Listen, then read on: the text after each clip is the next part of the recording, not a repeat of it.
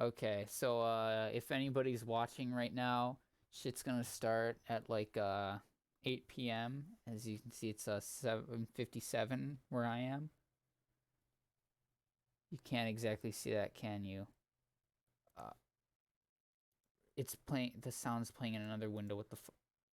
Okay, it's playing in the YouTube window. I'm just getting all the stuff set up. Everything's gonna start in 2 minutes.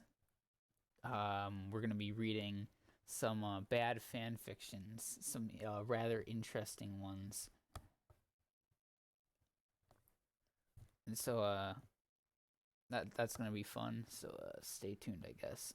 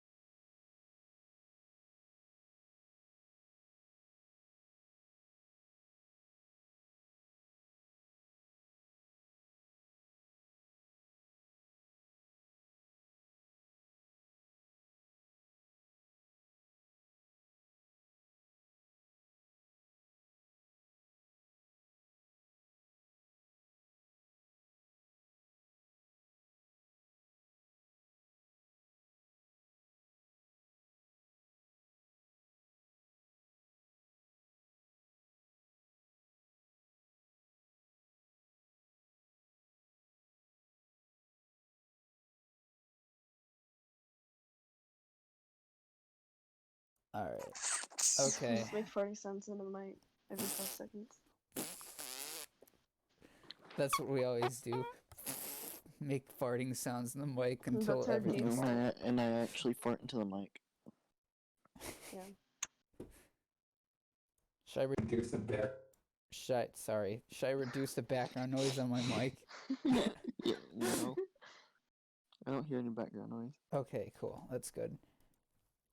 I mean, it is rather quiet around here these days because no one comes down my road, especially since the whole coronavirus thing. So how are you guys? How are you guys doing today? Horny. Glad to Yeah. hear.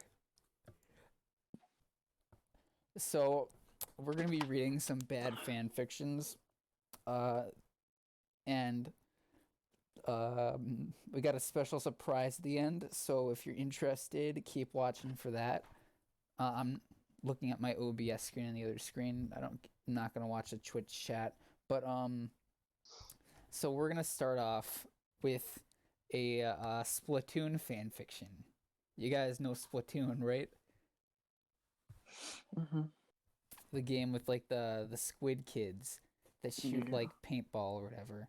And so this one is a story called The Day, and the description of the story is everyone is excited for the live performance by the Squid Sisters, except for Hunter. So that sounds interesting, doesn't it? Let's see. Let me my Discord's on the other screen. Should I turn on screen? I want to turn on screen share for you guys. It's only recognizing the one screen. Never mind. So, all right, this is gonna be rather fun. So, it was a bustling day in Inkopolis. Young squid kids were going to shops and doing turf was all preparation for tonight. Today was the Splatfest, and everyone was excited for the Squid Sisters live performance. All of them, except for one.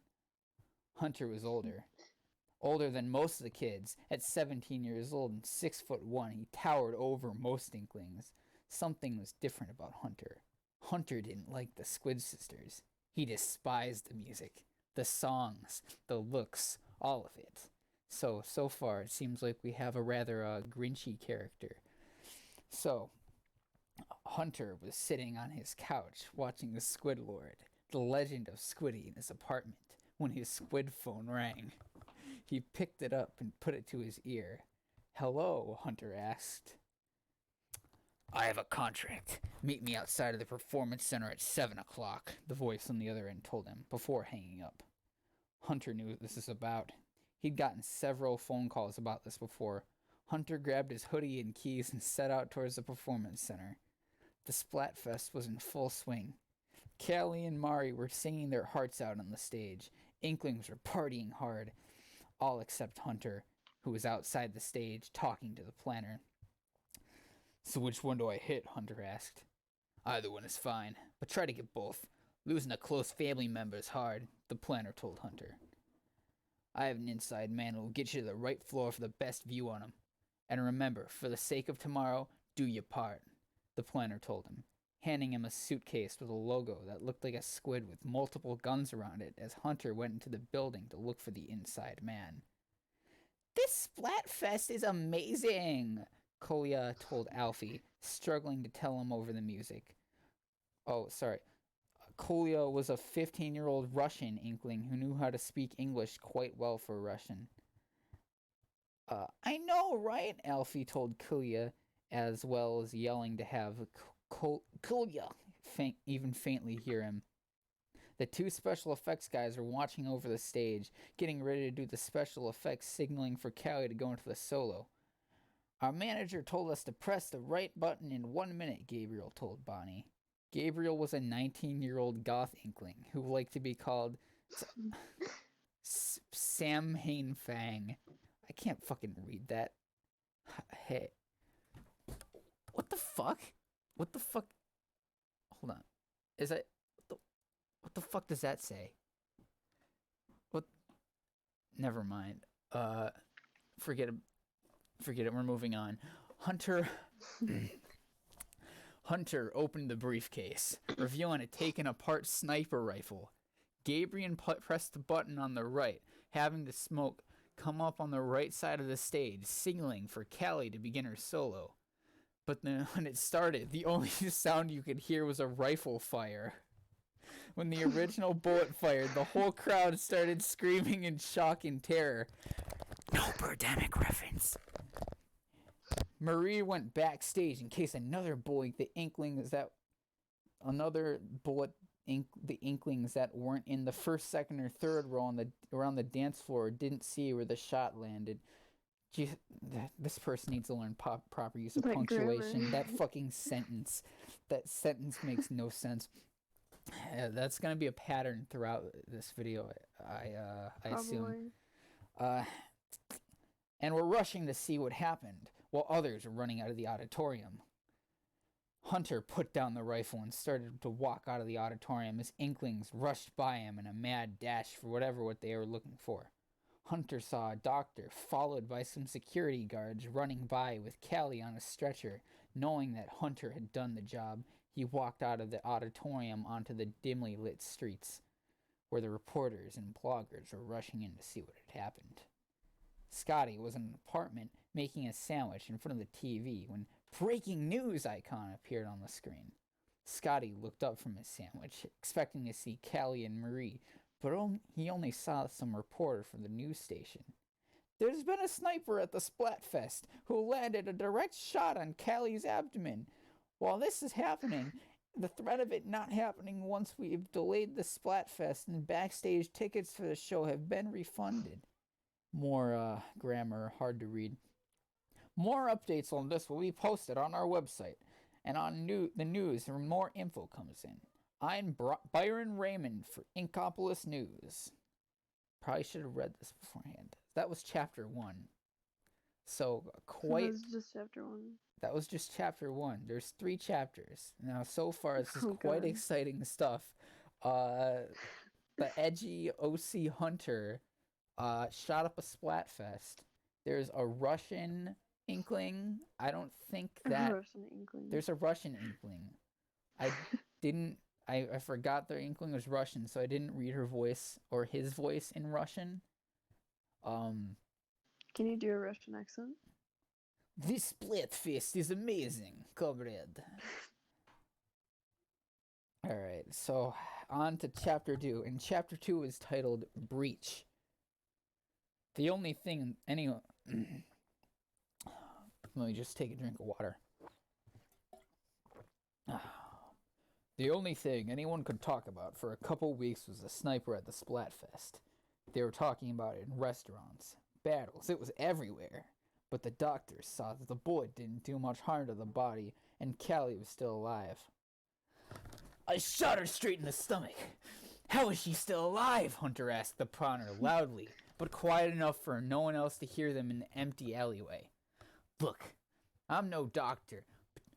Hold on. Okay, this is the planner. Look, I'm no doctor, but she's still alive. And I said that one or both had to be dead, the planner told Hunter. So I'm turning it up to 11. The planner handed Hunter a suppressed micro Uzi. Inside the building, in the janitor's closet, there's several guys in masks. They'll help you. You can go in loud or quiet. I don't care, the planner told him, as Hunter went inside the building. When's he getting here? Tony asked the others. Tony was an 18-year-old inkling wearing a tiger mask with a compact shotgun. I have no idea, Alex told him. Alex wore a swan mask, and she held a chainsaw. Oh, Alex is she. I have no idea. Well, he should get here soon, Ash told them. He wore a swan mask and held an MP5. They gotta specify exactly what weapons each of them are carrying. The door opened, and Hunter walked in. At last, Ash told Hunter, as he handed him a rooster mask. Hunter put it on swiftly and told him, the planner wants us not to kill him, but induce fear. Lots and lots of fear. So we torture them? Alex asked. Yup, Hunter told Alex. Riveting stuff so far. They got ready and then kicked the door open and hit a guard, knocking him off his feet and onto the ground.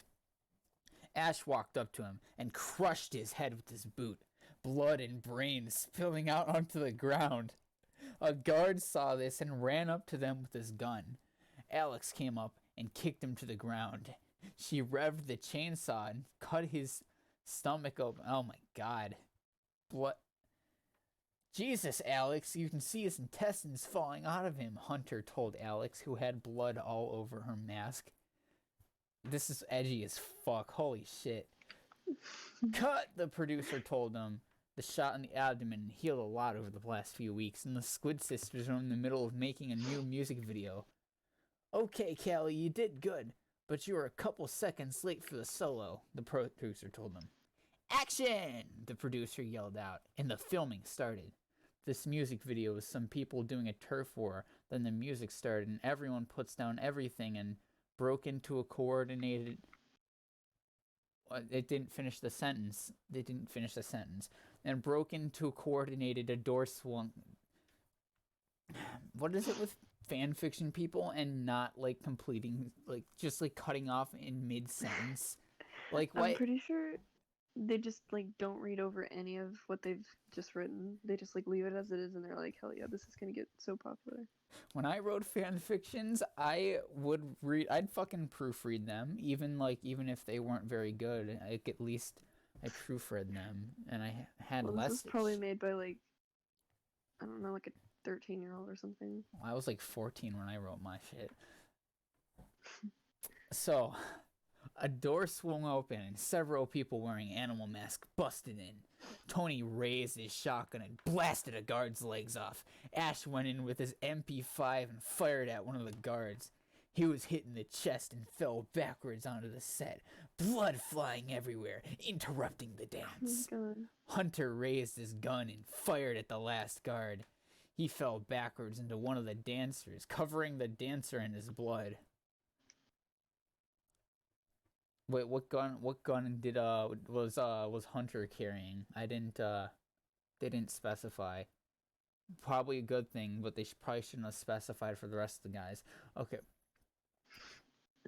As Ash went in with his MP5 and fired at one of the guards, he was hit in the chest and fell backwards onto the set, blood flying everywhere, interrupting the dance. Hunter raised his gun and fired at the last guard, fell backwards. Nobody frickin' move! Nobody frickin' move! Hunter yelled at everyone, aiming his gun at the dancers. Tony aimed his shotgun at Kelly and Marie, and Ash pointed his MP5 at the producer, and Alex revved her chainsaw and guarded the door. Tony walked up to one of the half-alive, half-dead guards and swung at him with his shotgun, knocking out several teeth and an eye? What the fuck? Alex knocked out an eye with the butt of his shotgun. God damn. Alex walked up to Callie and Marie and kicked Callie to the ground and revved her chainsaw. Should I? Alex asked the group. She got several nods and looked back at Callie. Alex got her chainsaw and sawed off a leg. Blood and shards of bone flew everywhere as Callie screamed out and was now covering Alex's masks. Alex, do you guys hear something? Hunter asked, sounding worried. Oh no, Ash told him. It's the cops! Drag him upstairs, fast, Tony told him, aiming his shotgun at the door. I'll provide cover fire. You can escape, Tony told them. I'm trying to do like an Italian mobster accent, but I keep like dropping it. They could faintly hear the sound of footsteps coming towards the door. The door swung open and the first breacher who came in was greeted by a shotgun blast to the face, blood covering the door. Hunter picked up Callie and carried her on his back up the stairs. Alex grabbed Marie and dragged her up the stairs. Get upstairs fast, Tony yelled at the others as he was shot in the side of the face. Frick, Alex yelled out. The entire side of his mouth is gone. Alex ran up and used her chainsaw to cut people who came in apart. So you might notice that Alex yelled frick. Like we can have a frick. Yeah, she yelled frick instead of fuck, like literally. Hunter picked up. Friendly. He was shot in the side of the face. Frick, Alex yelled out. Like we have him going into graphic detail about the blood and guts, but like the characters can't fucking swear.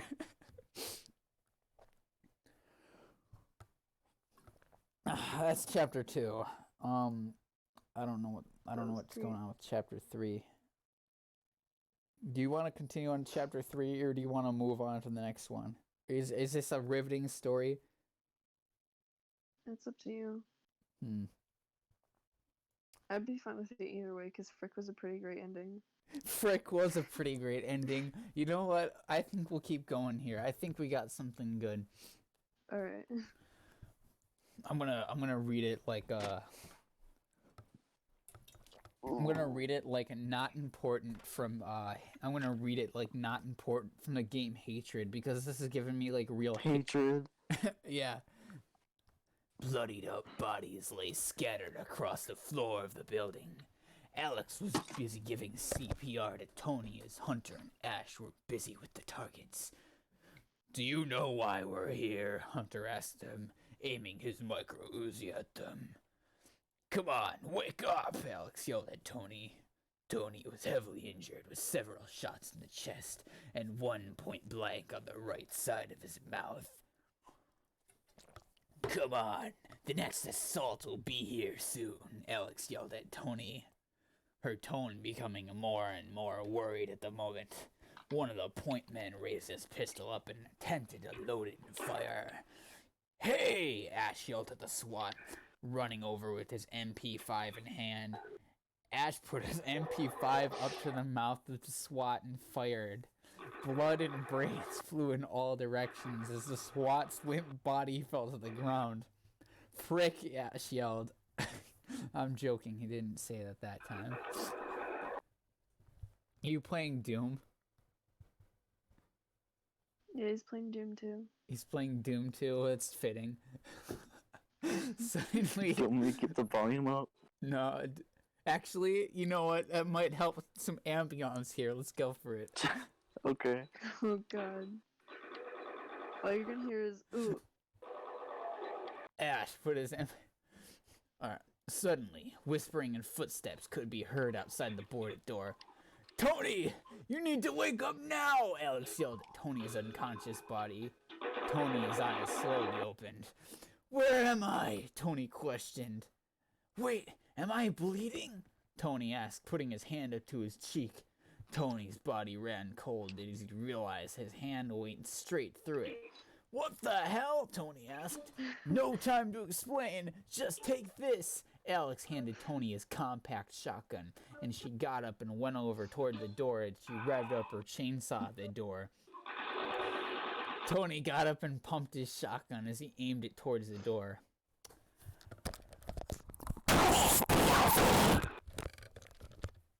On three. 1, 2, 3. Go, go, go! Connor told the SWAT as he attempted to kick down the door. "It's barricaded!" one yelled out. "Get the explosives!" Connor yelled at them as a SWAT placed several C4s on the door. "Detonate!" Connor yelled at them as the door blasted open. SWAT rushed in as the first SWAT were greeted by getting chainsawed in half. "Crap!" Connor yelled out, looking at the gruesome bloodbath. Crap! The police rushed in and knocked the chainsaw wielder down. They thought they were good, before glancing over and noticing an inkling wearing a tiger mask pointing a shotgun at them. The police scrambled as the first shot unloaded onto the crowd, several men falling and started to bleed out. An inkling wearing a rooster mask ran over and fired at them with a micro Uzi. Oh yeah, they did specify. "Inklings are dying everywhere you looked." "Fall back!" Connor yelled at them as they all rushed back into the cover of the hallway. Then the unthinkable happened. A grenade flew into the room and someone kicked the door closed. "Run!" The cops scrambled for cover, but it was too late. The grenade had exploded, sending Inklings, body parts, and shrapnel flying. Then the door slowly opened and 2 men wearing masks walked in. Occasionally, an Inkling would move and be shot. "It's clear!" Tony yelled at the others. The Inklings walked back into the main room, over to the hostages. Inklings are watching the scene behind the police barricade. They didn't expect to see a grenade go off and have shrapnel and rubble flying everywhere. All the Inklings gasped. When they saw the whole building didn't fall, they let out a sigh of relief. When suddenly, the Jumbotron that the Squid Sisters used for news reports turned on. Everyone looked over at it expecting to see that the Squid Sisters were A-OK. Why the fuck would they expect that? A-okay. Were they paying attention to what was going on? But these were no Squid Sisters. Oh my god.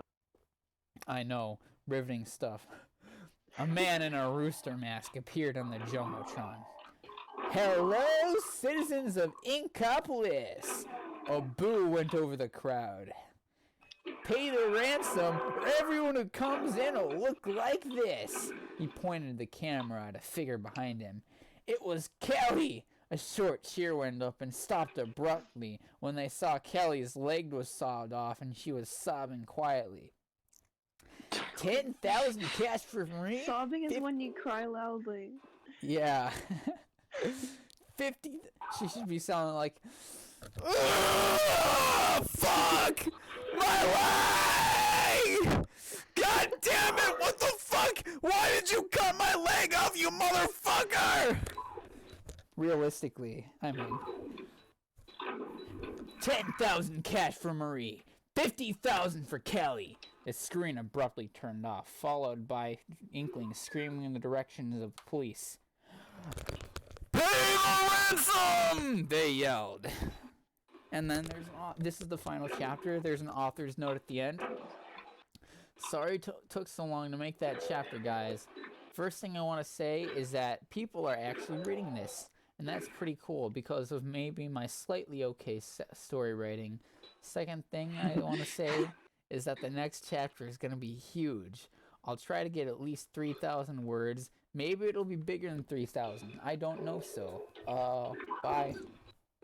So I just want to say to Dig Meg, I know this was updated. This was last updated in September 8th, 2015.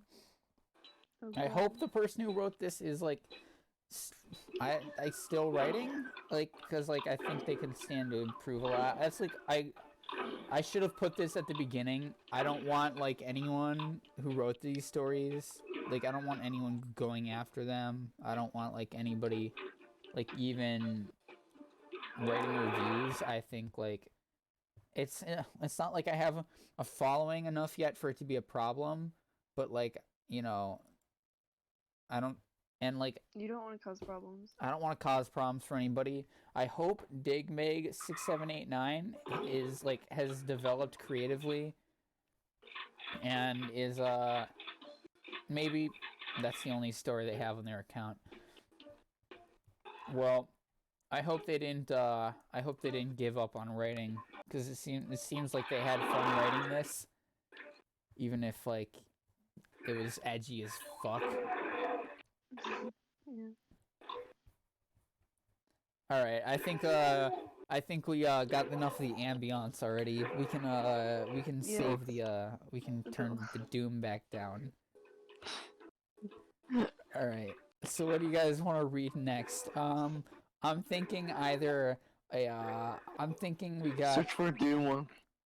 search for A what? Doom fanfic. Search for a Doom one. A Doom fanfiction. Oh boy. Let's see. Let's go browse and then games. Let's see, D for, let's see, NO. Doom, there it is. 530 Doom fanfics. 530. There's 500 Doom fanfictions on this site. This oh was. God. Oh my god. Oh, if you think that's crazy, hold on. If you think that's crazy, we're gonna go on a quick digression here. If you think that's crazy, guess how many fanfictions there are for Avatar: The Last Airbender? Oh One. no. 43,000.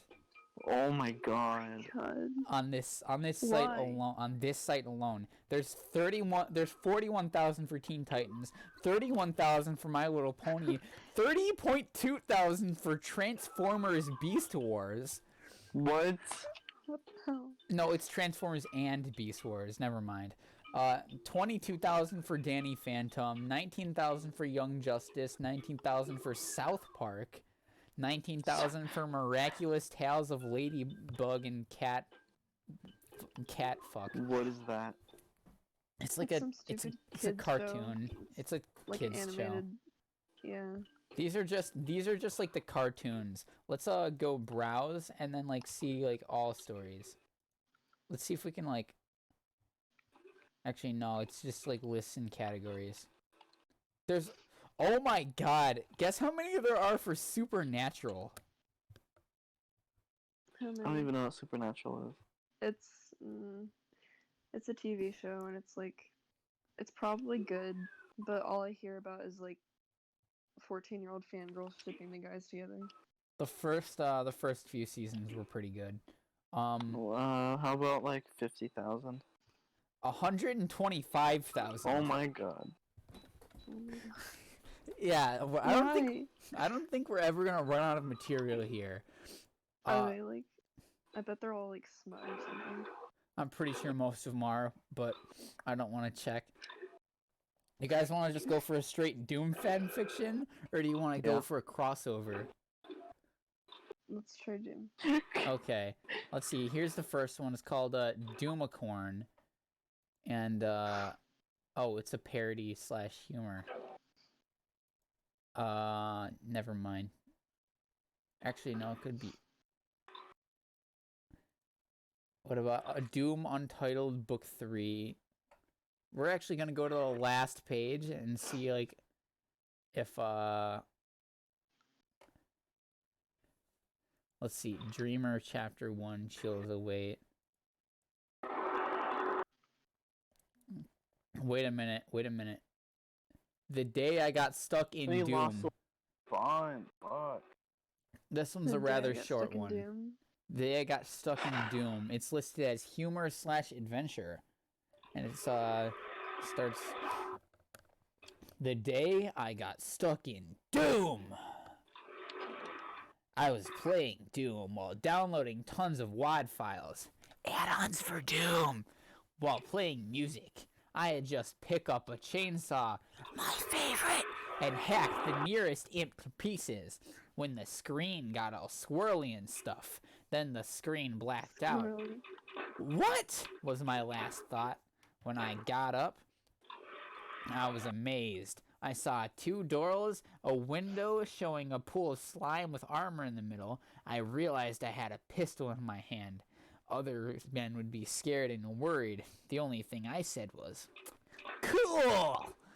I went to the next Oh my room, God. pistol raised. I saw a zombie, his back to me. I pumped him full of lead. I go into Yet- the next room, piss ready. Oh, fuck. Yes.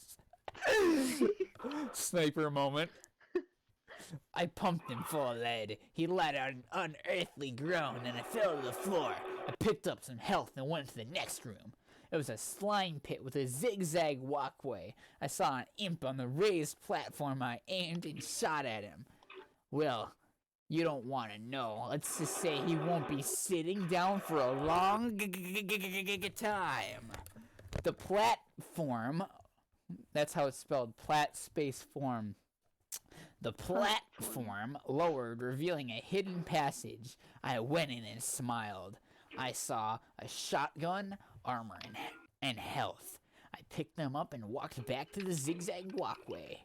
I was in a short, blood-stained hallway. I saw a section of wall that looked different from the others. I pushed on it and it opened. I walked in and saw the pit of slime I saw earlier. I dashed a cruise and picked up the armor. I went back to the door and I saw an imp. Then he fired a flaming snot ball right at me! That's the end of it. Is there more parts? This was written in 2004. Oh my God. 2002 actually. No, that was actually the latest thing he wrote. Wow. So he has 2 other stories for Armored Core.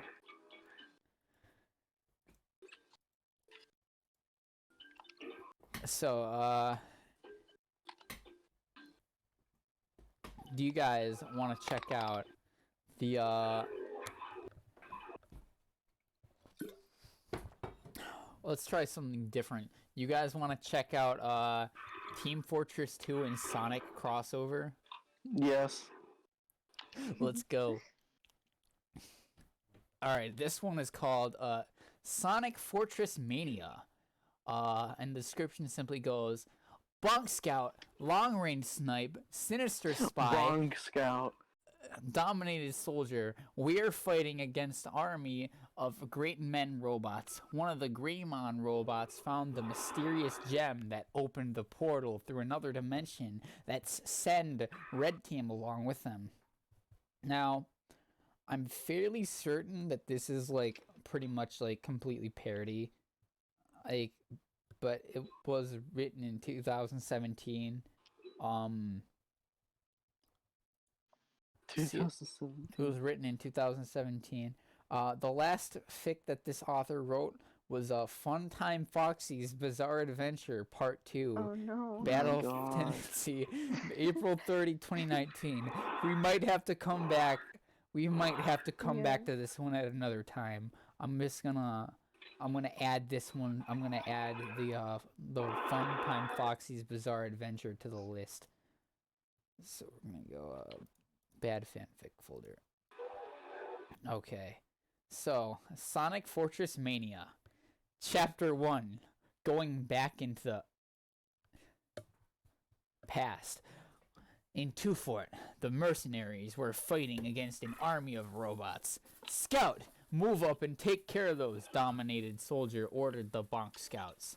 Gotcha, the Bonk Scout replied. Scout, dodging a few of the robot soldiers' missiles and shot at them with a pistol. Long-range Sniper used his sniper rifles to shoot some of the robots far away. Sinister Spy backstabbed some of the robots with his knife. Robots retreat, the robot general said. All the robots retreated and falled back to the carrier. What the bloody hell just happened? Long-range Sniper said, confused. I have no idea, but all the robots seem to fall back for some reason, Sinister Spy said to Long-range Sniper. But those robots will come back soon, Dominated Soldier replied. What did you call us back for, sir? The robot soldiers asked the general robots. We found some power energy source coming from the area far away from here, General Robot said to them. Meanwhile, back on 2 Fort, in the control room, the sinister spy called for a meeting. So what exactly did you call us for? Bonk Scout asked Sinister Spy. The robots have retreated to another location. It looks like something got their attention, the Sinister Spy said to Bonk Scout. So where could that location be? Dominated Soldier asked. At the unknown location. I'm going to turn Jesse down a bit so we don't get as much doom. We don't get as much doom. At the unknown location, where the robots were digging up something. Fuck. Keep on digging, General Robot ordered old robots.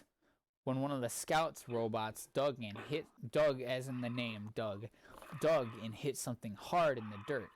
General Sir, we found something, Robot Scout said to the General. Really? What did you find? Before the General Robot could say anything, he heard a truck noise coming towards. Get on your hands or whatever you're digging at, you robot dirtbags, Dominated Soldier said to the robots. I got them, General Robot said. The red mercenaries and the robots both pointed their weapons at each other and began battling. The robot general was digging up until he found something. Well, hello there, the general said. What in the world is that? Bunk Scout said, pointing at the robot general holding something. Whatever it is what they are after, Sinister Spy replied. The gem started to glow from the robot's hands and floated entry air and opened the portal. Why do we get assignments like this? Sinister Spy. No, never mind, I read that wrong. Why do we get assignments like this? Sinister Spy said. Okay, this is not natural, Bonk Scout said. The portal began to suck up everything, including the robots and the red mercenaries, into the mysterious. To be continued. And now on to the second and final chapter, Scout in Green Hill. So what do you guys think of Scout in Green Hill? So what do you guys think of this so far? Is it riveting stuff? Yeah. Yes. All right. So, chapter 2, Scout in Green Hill. The purple portal spit out Scout. What in the world happened? Bonk Scout said. Where in the world am I? Bonk Scout said, confused. Bonk Scout walked around Green Hill just to find answers. He hid behind the bushes when he noticed a bunch of robots were flying with someone. Who in the world is that? Whoever he is, I bet he's better at the beat the living crap, Bonk Scout said. He ran after the robots. When Scout was running after the robots, sorry.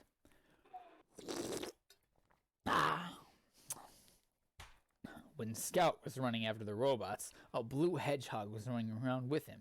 Who the hell are you? Bonk Scout said, as the blue hedgehog. My name's Sonic! Sonic the Hedgehog! Sonic said, introducing himself. Not so fast for a blue hedgehog, Bonk Scout said to Sonic. Dinner's ready. I didn't have any Texas toast. Ooh, this is a bad time, Jazzy. So there's no toast with it, okay? Ew, Jazzy. Can you just turn him down for the moment? Alright, is this a bad time? I'll tell you when I'm... Okay, sorry. So where was I? Okay, my name's Sonic! Sonic the Hedgehog! Sonic said, introducing himself.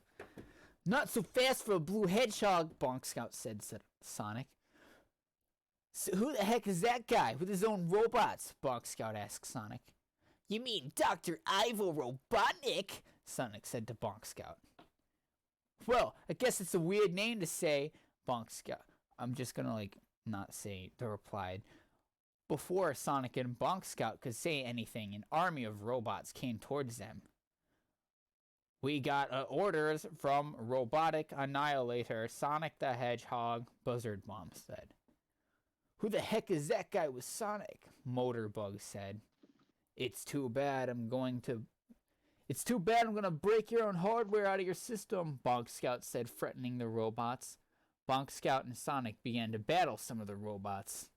Bonk Scout used his Bonk Bat, hit all the robots in their faces. He used his pistol to shoot some of the robots behind him.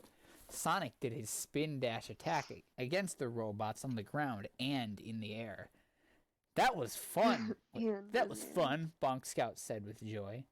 Yeah, you got it, Sonic said to Bonk Scout. Sonic and Bonk Scout did a bro fist and ran off to find their friends. Oh my God. To be continued.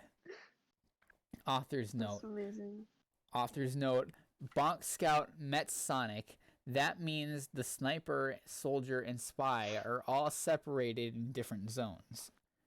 So I personally look forward to more chapters in Sonic Mania, Yes. like Sonic Fortress Mania. Unfortunately, it was This was published in September 19th, 2017. That seems unlikely. Fire Scorpion. Yeah. If you guys are if you're watching this, please release more chapters. This is amazing. We need the I full story. didn't know I needed more of this. This is highly entertaining. I sincerely want him to make more chapters. Yeah.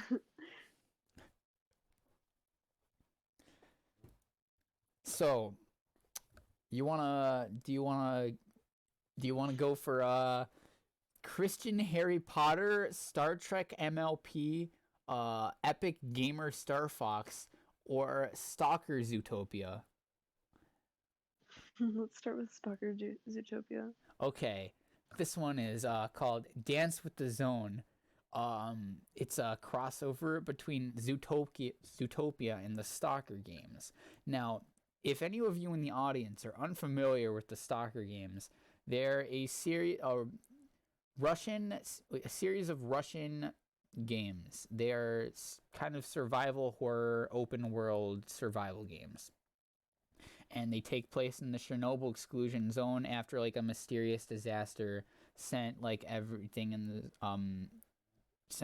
the zone like going to shit. And then basically there's like weird magic artifacts in the zone, and like there's different factions of raiders that just like hang out within the zone and do their thing. So this is a crossover between a dark and gritty first-person shooter series and the beloved Disney movie Zootopia. Now, this one has 4 chapters. I don't think I'm going to get through the whole thing. We might have to come back to this some other time, but we're going to start out with this one. Dance with the Zone. The description says, during one of the zone border raids, Judy Hop meets a person that not only shouldn't have been there, but causes a lot of trouble to her. This story has a stalker crossover, Judy's POV. I want to be reading some of this with a Russian accent since Stalker's a Russian game, even though Judy Hopps is not Russian.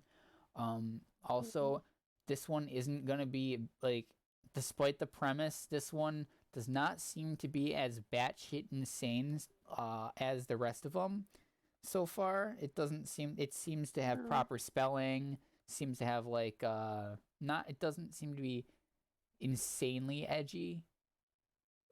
I guess as edgy as, it's about as edgy as can be expected. So, but I haven't, read through it so far. This is just, my impression from skimming through it. So without further ado, let's get started. So author's note, this is my first time writing a fanfic. Before you will read, I must tell that it throws away the entire movie plot, and there will be self-made characters, so this will feature OCs, and I also hope to get some feedback from you guys. Enjoy. Now, like I said, if anybody wants to check this out, don't be mean to the author here. I think it's clear that they put some thought and hard work into this, and they made sure to. It seems like they made sure to have proper spelling and grammar. But let's keep going. I went on the road near 9 p.m. A lot of stalker mammals think it's a bad sign to try to cross the perimeter during the daylight. Okay, hold on. I went on the road near 9... I'm just gonna read it normally. I'm not gonna... I'm only gonna do the Russian accent for the dialogue. I went on the road near 9 p.m. A lot of stalker mammals think it's a bad sign to try to cross the perimeter during the daylight. Too bad I didn't care what others thought. I stopped caring about it long ago when I was a new stalker. My mentor, may the fate have mercy on him, told me to make my own rules, even if it's going to be a taunt target for everyone.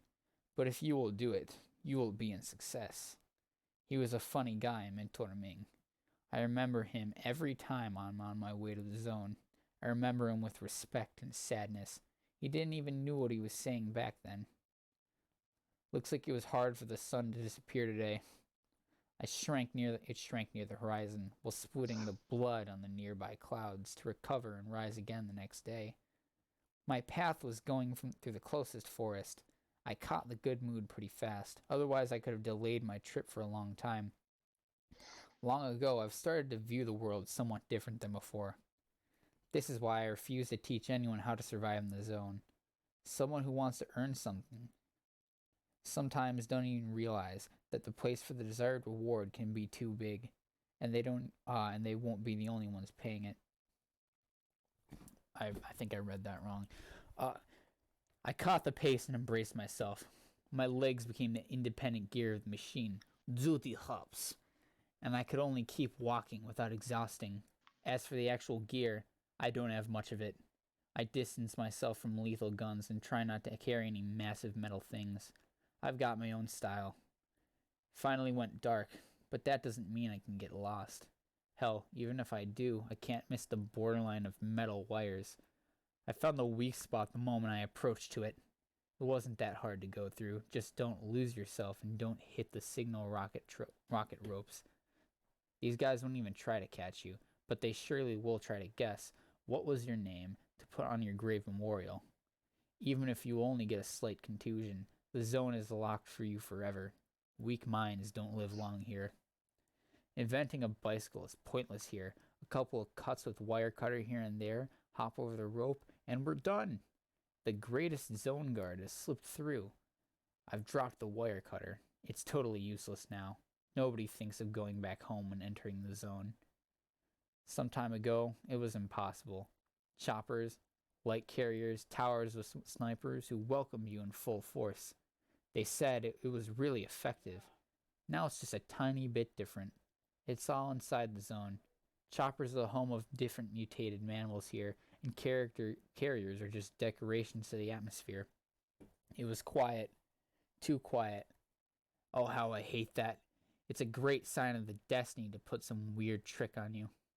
And then I heard a sound. I heard a quiet, sad weeping coming from inside the forest. The zone has a lot of surprises. One of them are mutants, and a lot of them are sick savages. I pulled out a knife and moved forward. Something horrifying was in that weeping. Someone was dying, and it was surely a long and painful death. There are marauders that won't hesitate to kill even the slightly injured teammate. There are mammals that'll try to keep you away from the zone's businesses. But as I was saying, I don't really care. Right before me, there was an ugly creature lying on a stump. I guess it was a dog before, but now it's hard to tell by its look. The skinny and bald creature was trying to keep its head with its only eye, the eye that was staring at me. The weeping sound the dog made me want to drop into the grass and weep with it, sharing the pain that fate gave to it. The poor creature slightly twitched. I was starting to swing my glass knife, but eventually I overcame the desire to end its suffering. The zone was waiting for me. This was its way to say hello. Hello to you too, zone. Holy fuck, this is actually better than I thought it would be. Yeah. God damn, I actually want to read more of this. This is kind of interesting. I thought this was gonna be like fucking, I thought this was gonna be like funny or some shit. Because like, oh, look, it's so jarring. It's like this dark and gritty game series, but like with uh Disney animals, but like it's like I could like if this actually kind of works. I took a break Yeah. on. I mean, like, there's no reason for them to be Zootopia characters, but like, I'm sure there was like whatever. I took a break on the closest hill.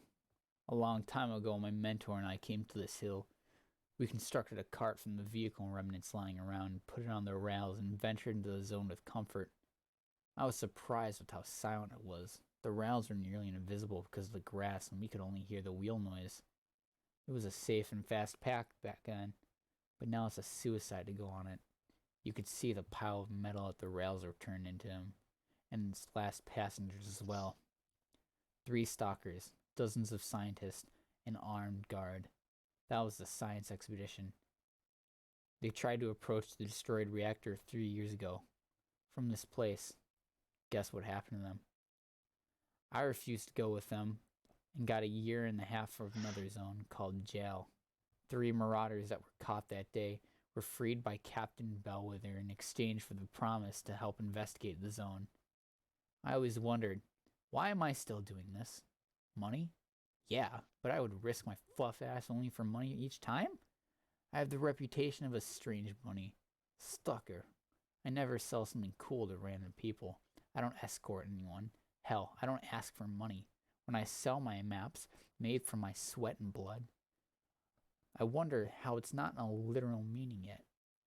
The only way I get money, a good friend of mine's Utopia Zone Investigation Center. If the artifact was unique, I was guaranteed to be the anonymous seller and the help in anything I need. And they help in anything I need. That was. I guess they could have gone over and proofread it a bit more, but like that's the only problem I'm seeing so far.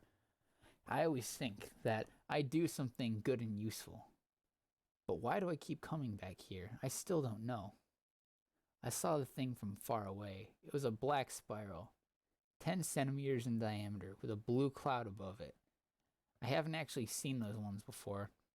I threw a stone towards it, hoping I won't find any anomalies, and I was lucky not to find any.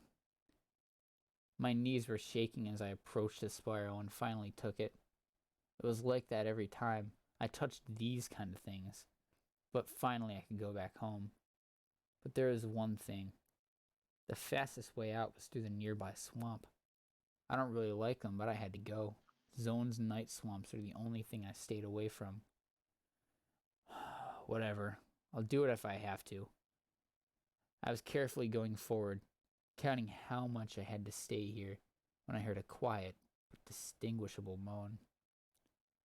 Help! I almost hopped from it. Mammal citizens aren't a common thing here, but the voice owner felt that he's not alone. Help! Mammal, no doubts, judging from the voice, predator. But when I approached the voice source, I was surprised. In the middle of the swamp, there was a cheetah, no less dirty than the swamp itself.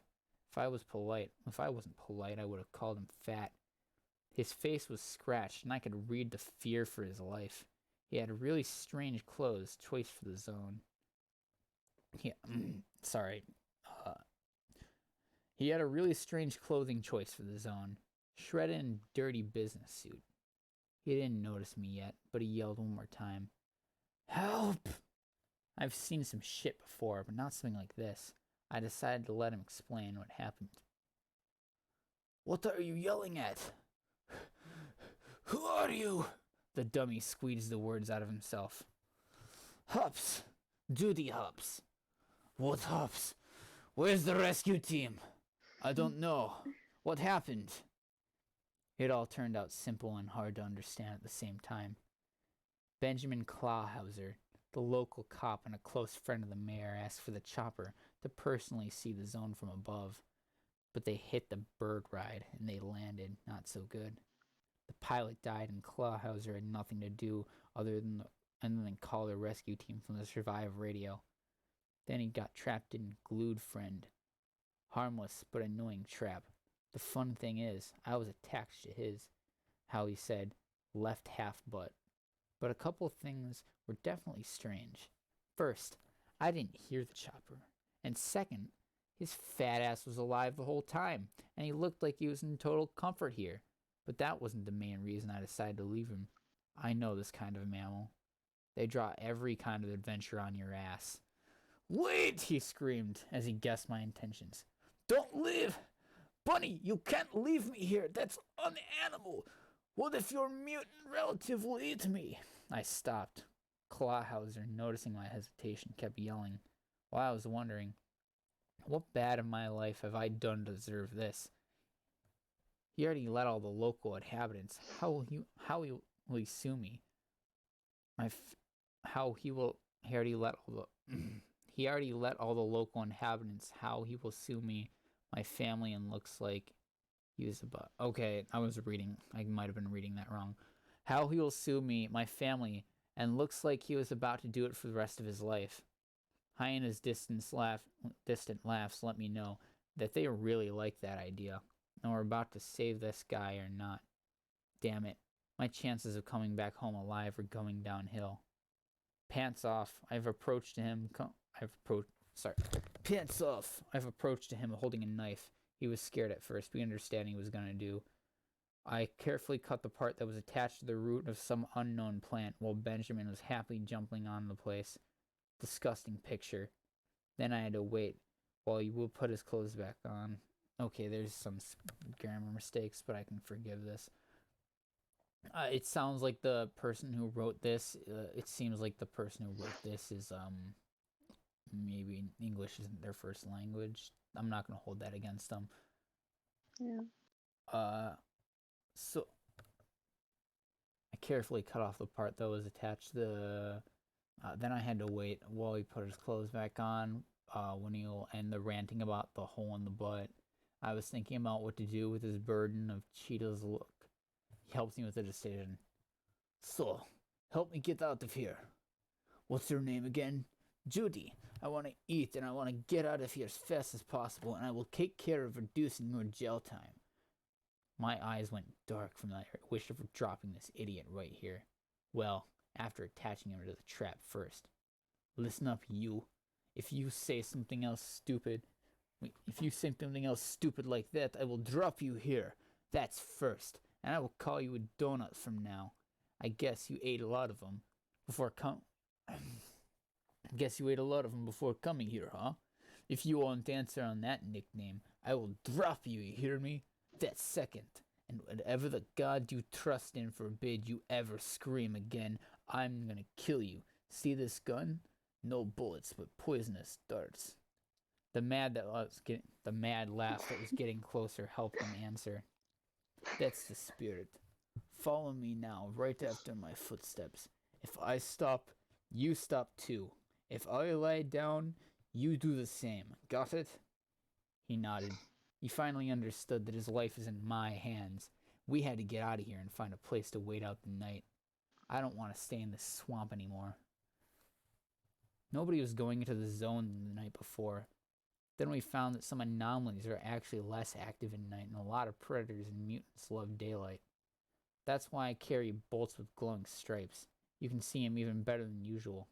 I kept throwing them because I feared everything, especially this guy who didn't know a thing and answered to all my questions. How should I know? To make up the excuse of him wandering around, I asked him to look for the dropped bolts, and I happened to meet a riot. I'm not going to be a shit collector. Oh, what do we have here? I asked firmly. A passenger who wants to stop the ride on the comfortable train? If you're ready to help me do so, go ahead. Damn, he caught me on my softness.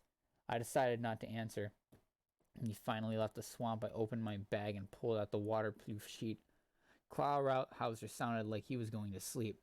I felt sorry for him for a second. I slightly pushed him, and he dropped on the sheet with a relief sound.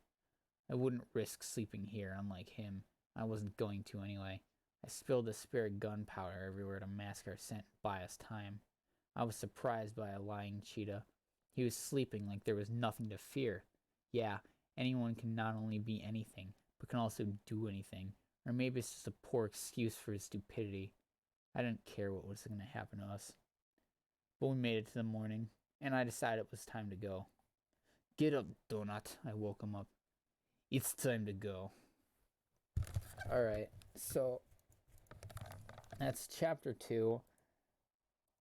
I'm thinking I might want to like keep going on this later because this is like fairly compelling. Wasn't exactly this. I don't think this is fitting for this stream because this is actually pretty good. This is actually pretty good. Fanfic stream. This isn't bad fan fiction. It's pretty good fan fiction. I'd say. So what the hell is this? Hold on. Yeah, this is pretty good so far. I'm like think that I'm gonna get a drink of water for a second. Okay. All right. So we got halfway through the Stalker fan fiction. I want to go to something that I know is going to be bad. Like, so do you guys want to finish off the stream or do you want to like do one more and then go for like a, and then go for the final one? Like, do you want to do one more fan fiction or 2 more? It's up to you. Okay, do you want to, so, you guys want to go for the Star Fox Epic Gamer fanfiction? Sure. Alright. So,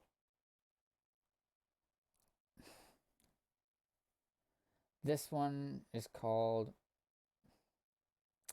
you know what, actually, I think this is running a bit long here. How long have we been streaming? Let's see.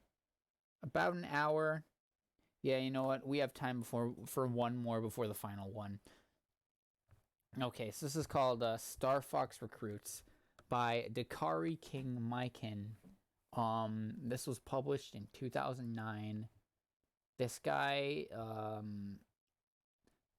the last update he made to his update he made to like his fan fictions was like June 25th, 2019 or something. That was like the last thing he's uploaded here. This one's called Star Fox Recruits, and this one is the description for this one goes, in the year 2050, 3 OC expert gamers are mysteriously warped to the Lilat system where they rely on their skills to participate in a war against Andros. The only thing is, if they die, it's game over. Saurian language and Fox X Crystal Love included. Oh no, there isn't anything that will get me banned, is there?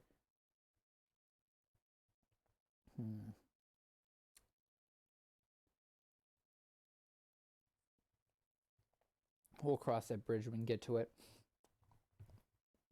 So, author's notes. The Maiken character is not really me or based on me at all, despite, having part of my username.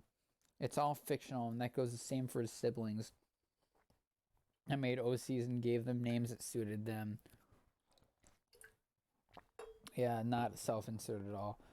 This guy made this in 2009, so like, this isn't like, I don't think we should really hold him responsible for that though. So, planet Earth in the year 2050. Quite a load of things had changed, but it wasn't what you normally expect to see. Jetpacks, laser guns, or things like that. But one of the awesome things that evolved was the style of video games played. Some arcades now came with these amazing virtual reality simulators where you would actually get to be a part of the game instead of just controlling it from a chair. So they got like Oculus arcades, one of the games that was by far the most popular was called Space Recruits. It was a game based on being a space mercenary, flying ships, shooting bad guys, questing through planets and sectors, all that stuff. In fact, the game was pretty much considered the greatest in the world, that some people came from all over just to sample it, or even participate in tournaments where the prize was a load of cash. Today, it was just an ordinary day at the arcade. Some skilled yet bullying players were challenging suckers to a game of star recruits.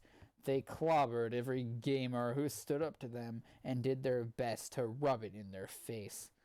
Ha! Loser, why don't you stick to playing hide and seek? What a geek. The next players cried out of their virtual pods in shame. There were 5 pods in all, but some of the teenagers in the crowd were actually cheering for the bullies. Alright, who's next? One of the bullies snarled. No one stepped forward. You lousy bunch of wimps. Guess we win it all then. Not so fast, called a voice from over at the entrance. Everyone turned and gasped in shock as the X-Files theme was heard over the stereo speakers. Or it was heard the stereo speakers. I don't know what that's supposed to mean. I'm pretty sure it means either over or via. 3 teenage siblings were standing at the door, dressed in the same outfits, but different colors. So they got like a uniform going on. Sporting t-shirts, the kind with hardly any sleeves, track pants, boots, black boots, and all were wearing shades over their eyes. Also, right on the upper left side of each of their shirts was a marking of an X, little stars around it. The one on the left in the blue outfit was the youngest, a young 16-year-old named Dami. The second of the far right in the dark purple outfit was a 17-year-old girl with long black hair. Her name was Erin, and the tall guy in the middle of the black outfit, who was also the eldest at age 18, that was me. My name's Micah McLean, the leader of the greatest team of gamers in the entire city, the X-Team. And I was the one who called out to he bullies. The crowd of teenagers felt as if there was going to be a cowboy showdown as we walked our way towards the pods. We were all really that good. So good, in fact, that nobody ever beat us so far. We stopped before the pods and gazed at the bullies. One of the cheerleaders in the back said, "Hey, you might want to back out while you can," she cried. "That's the X-Team!" The first bully didn't care as much. I'm glad these chumps are here, he gloated. Now I'll have the honor of kicking their butts across the floor and prove how strong they aren't. I smiled wickedly and chuckled softly. Hey, what are you laughing at? The bully asked me. Just that you talk like such a little kid, I said.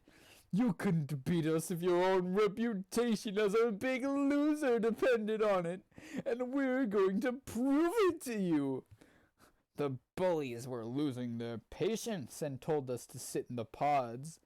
We did as we were told and strapped ourselves in, ready to have our minds uploaded to the game. You fellas just don't know what you're in for, Aaron said. Rock on, added Donnie. No one's beaten us yet, and we're gonna keep it that way. The bullies didn't care much. The game was finally starting up. We all found ourselves standing aboard a station in orbit around a planet in the midst of space. The first bully challenged Donnie to the first game. It was a circuit race, best of 5 laps around the planet. Whoever made it to the end first or managed not to destroy their ship would be the winner. Donnie and the bully climbed into their ships and transported to the starting line. Ready? Go! The bully tore across the planet, through forests, past mountains, into large cities, but Donnie just stood where he was, staring at the starting line, just sitting casually in his ship. Hey, what do you think you're doing? He shouted at Donnie over the radio. Oh, nothing really.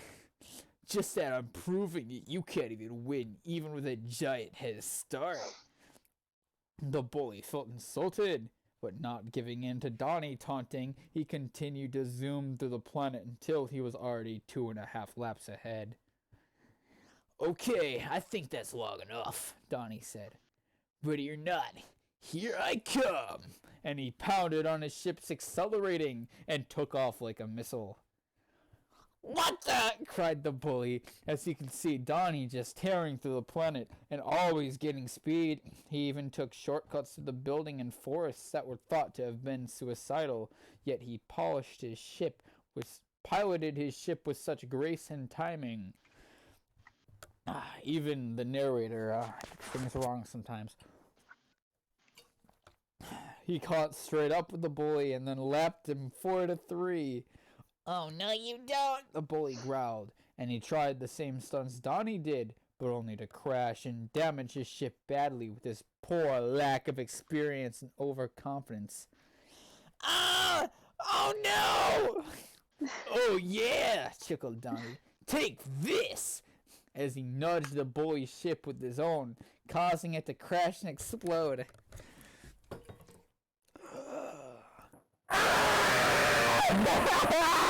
Oh my god.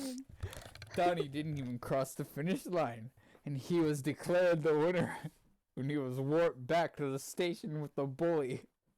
The bullies were not finished yet, and began to challenge us to other Game and Star recruits. Aaron was challenged to navigate through a temple and collect treasure without getting hurt by traps or get lost along the way. There were many monsters in the temple as well, but with her gaming skills and from what she learned in gymnastics, she tore right through all the monsters and obstacles as if they were made of paper, making the bullies lose again. Then I was challenged to a ship command battle, where one ship would try and shoot many of the targets as they could. This is too easy, I gloated.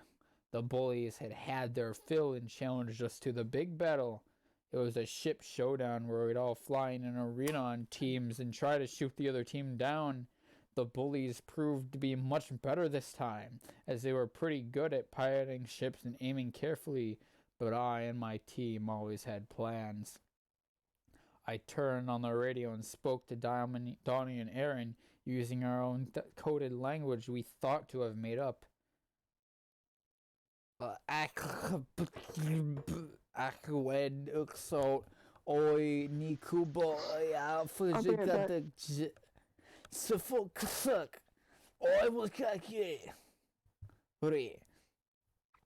bullies couldn't understand a word that we just said, which was exactly what we wanted. They wouldn't figure out what we were up to. Move your ship, dummy! The first bully said to the other. What are you waiting for? Get 'em! Their giant warships charged from my tiny little pilot ship and fired its lasers at me. Excuse me, pardon me, thank you, I mocked as I dodged each blow effortlessly, which allowed Donnie to sneak up from behind the ship. But the second bully was right there on his tail. Luckily, I spotted him this time. Donnie,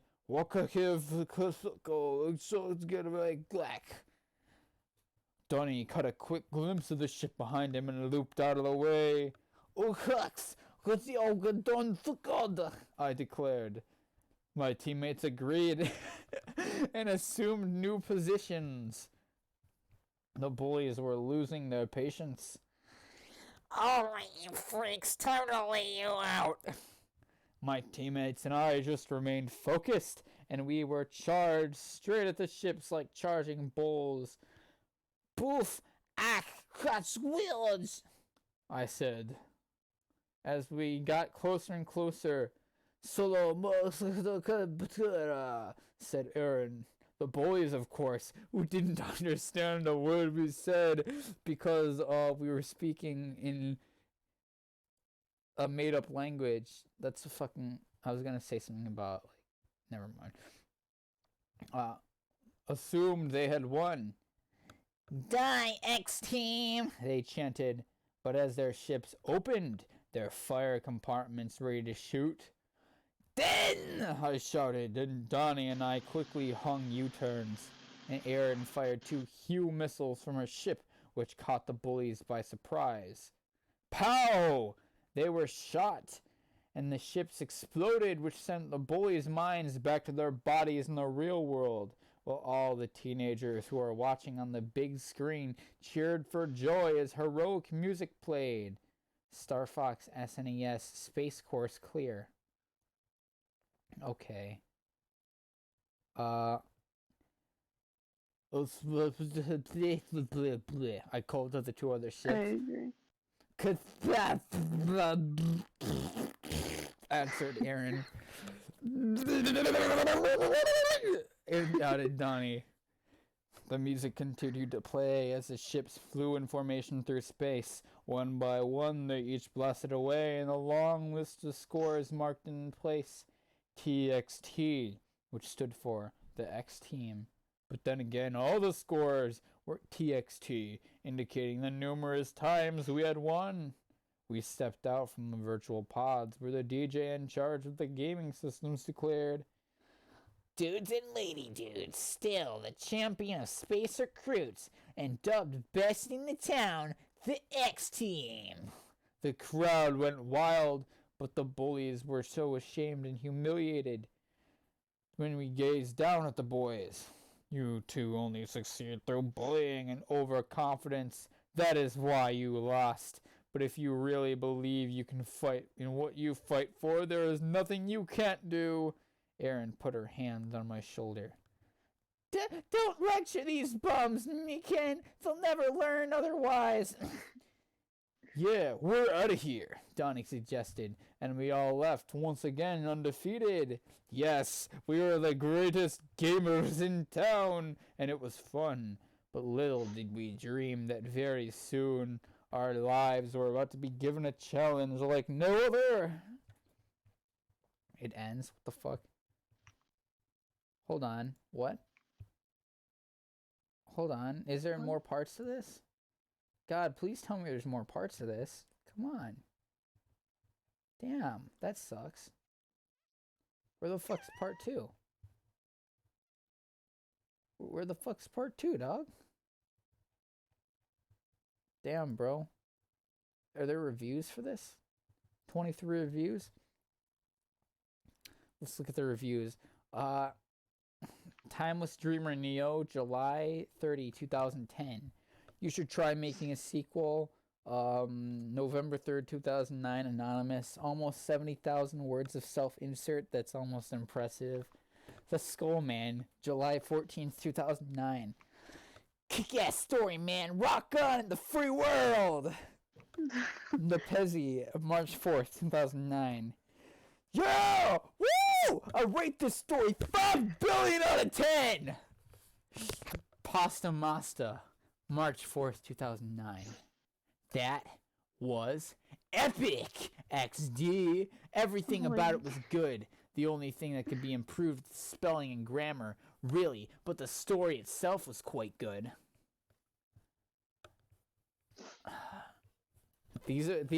There's no way these weren't all just his alternate accounts. Yeah.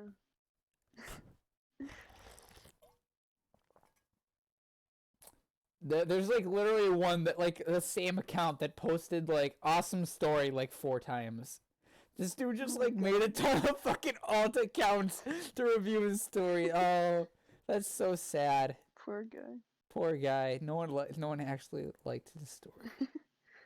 Don't harass this guy. This is written in like 2009. I'm sure he's grown as an author, and I'm sure that he's I'm sure he's had enough. Okay, so I told you guys, yo Jazzy, are you still playing Doom? No, he's He's listening. He's probably eating or something. Oh, okay, he's eating quietly. Is he listening at least? Can he hear us? I have no idea. But he muted himself, so. Okay. So, I told you guys about this the other day. Now, those of you watching the stream, if there are any of you, is there anybody actually fucking watching? I saw like 4 viewers last time I checked. 4 viewers, huh? Let's But see. that might have been like Jazzy, me, and someone. I don't know. Yeah, it only says like 1 viewer for me. Oh, hold on. Someone in the chat posted.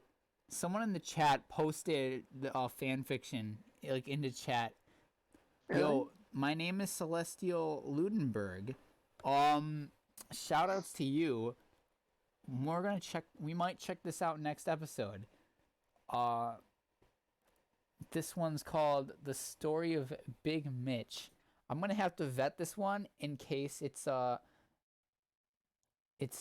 in case it's like a gore or like no we're not gonna show. I think it's a bit late to be looking out for gore, but this one's called The Revenge of Big Mitch. So thank you. My name is Celestial Ludenberg for bringing this to our attention. If you are still watching, probably not, but we'll definitely check this one out in the future. Right now, though, we're going for the finale, and so, oh, Jazzy, all right, you're back, Jazzy, just Yeah, in can I time just for the a finale. suggestion for the So, next here's fanfic? this is the finale, and this one's called Lord of Psycho's Amazing Fanfiction. Now, this one is particularly special. And can you guys guess why? Actually, no, you can't. Okay. I wrote this in 2015. And since I highly regret writing it, and I hate it so much. It's so cringe. It is so fucking cringe. Okay, so I don't remember much of the plot, but this is My Little Pony fanfiction. I was 15 when I wrote this. Don't make fun of me for it. Actually, feel free to make fun of me because that's like it's kind of fucking hilarious. So, the description goes. This is so painful to read. You guys don't even know.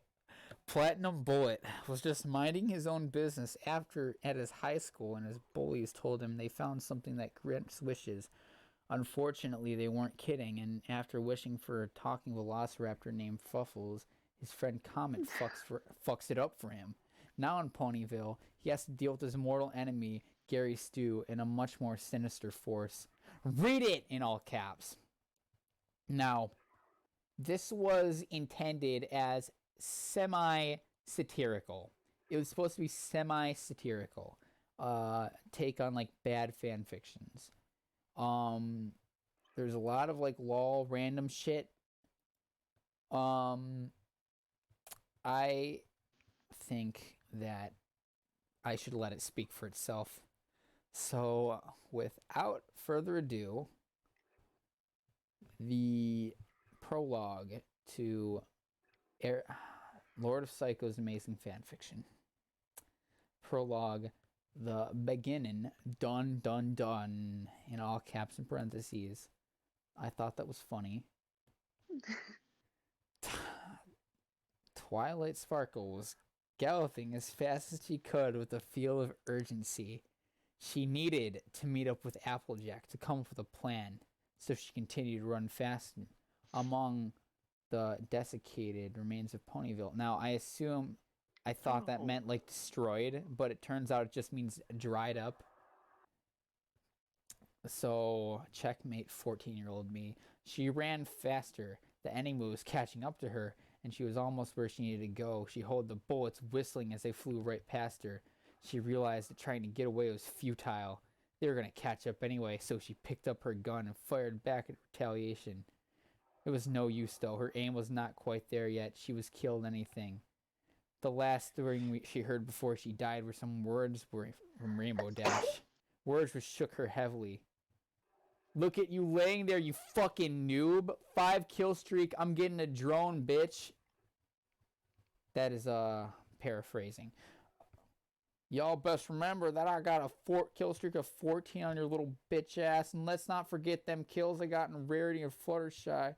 Oh shit! Yelled Rainbow Dash as her head exploded in a million pieces. Make that 15. Applejack's a tryhard quickscoper. Applejack's a tryhard quickscoper. Make that 15, said Applejack confidently. The ponies had just spent all day playing the new game, Call of Pony Magic Warfare. No fair! How come me... Hold on, who is... No fair! How come me and Pinkie Pie have to be the ones carrying the team? You Toodles would just be you, Twilight Sparkle, and Spike against the rest of Ponyville, and I thought, hey, this is me almost cheating, but this is ridiculous! Rainbow Dash yelled over the mic before getting sniped by Applejack, because Applejack is a tryhard camper. That's not in the text. That's not what it says in the text. That's just my reading. Come on, you're a sniping beast. Spike's fucking going to town with the stupid ass OP noob tube, and Twilight Sparkle, well, she fucking sucks. All of a sudden, they heard a shrill scream of frustration, followed by Twilight laughing hysterically. What's wrong, Pinkie Pie? Asked Fluttershy quietly over the mic, as Pinkie Pie was obviously the source of screaming. When she screamed, she sounded like a coked-out child at the toy store who didn't get what she wanted and was also inhaling helium. Twilight ruined my kill streak of 49! I almost got the nuke! Yes, I finally got the kill! Twilight Sparkle said in excitement as she did a victory dance. Her excitement soon ended as Pinkie flew in with a hyper-realistic attack helicopter that killed Twilight Sparkle. Hyper-realistic attack helicopter. I was really into bad creepypasta at the time. I thought it was like how hilarious how bad like the whole hyper-realistic shit was. So that's what that was about. That's the joke. That's the whole joke. I just did the thing. I said the thing. The helicopter killed Twilight Sparkle. And Pinkie Pie got 666 experience points, except Twilight Sparkle really died. Oh wait, what's that? This isn't that kind of story. Okay then. That's how that sentence really goes. But if you guys wanna I'm gonna post exactly how it's spelled in the Discord. Right here, I have to use the clipping tool because for some reason you can't copy and paste on this shit on the fucking site. Now, I'm sorry for subjecting you guys to this shit, but okay, she yelled, "You end my kill streak on you!"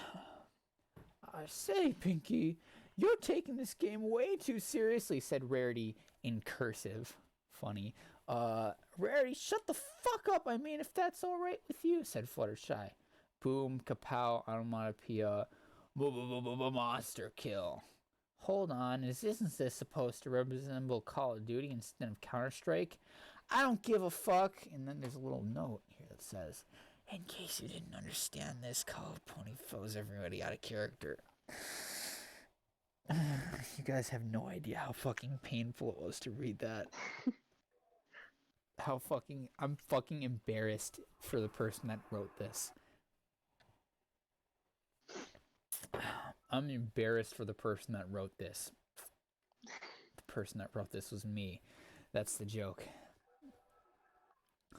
So, want to move on to chapter 1? That was the prologue. That whole thing was the prologue? Yeah, that was the prologue. There's 6 more chapters after this. Except one, 7 says,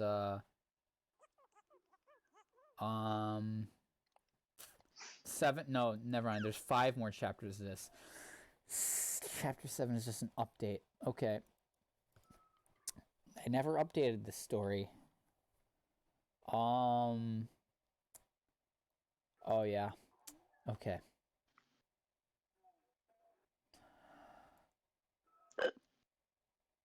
I don't want to read this.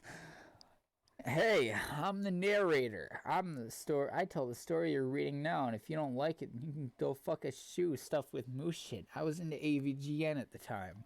This story starts with the main character walking down the hall of high school. No one really knows or cares about his real name, but his nickname is Platinum Bullet. He's not popular. That doesn't matter. He doesn't have time for that shit anyway. He's already friends with kids from younger grades, and they told him to meet them right outside of school for some ridiculous bullshit about magic and wishes. He knew this was doubtlessly a prank, but he had nothing to do in particular since the day had just ended, and he just stayed after.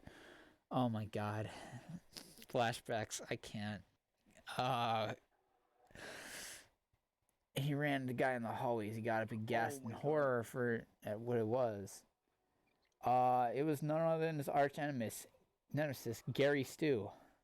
As if the main character isn't a Mary Sue self-insert already.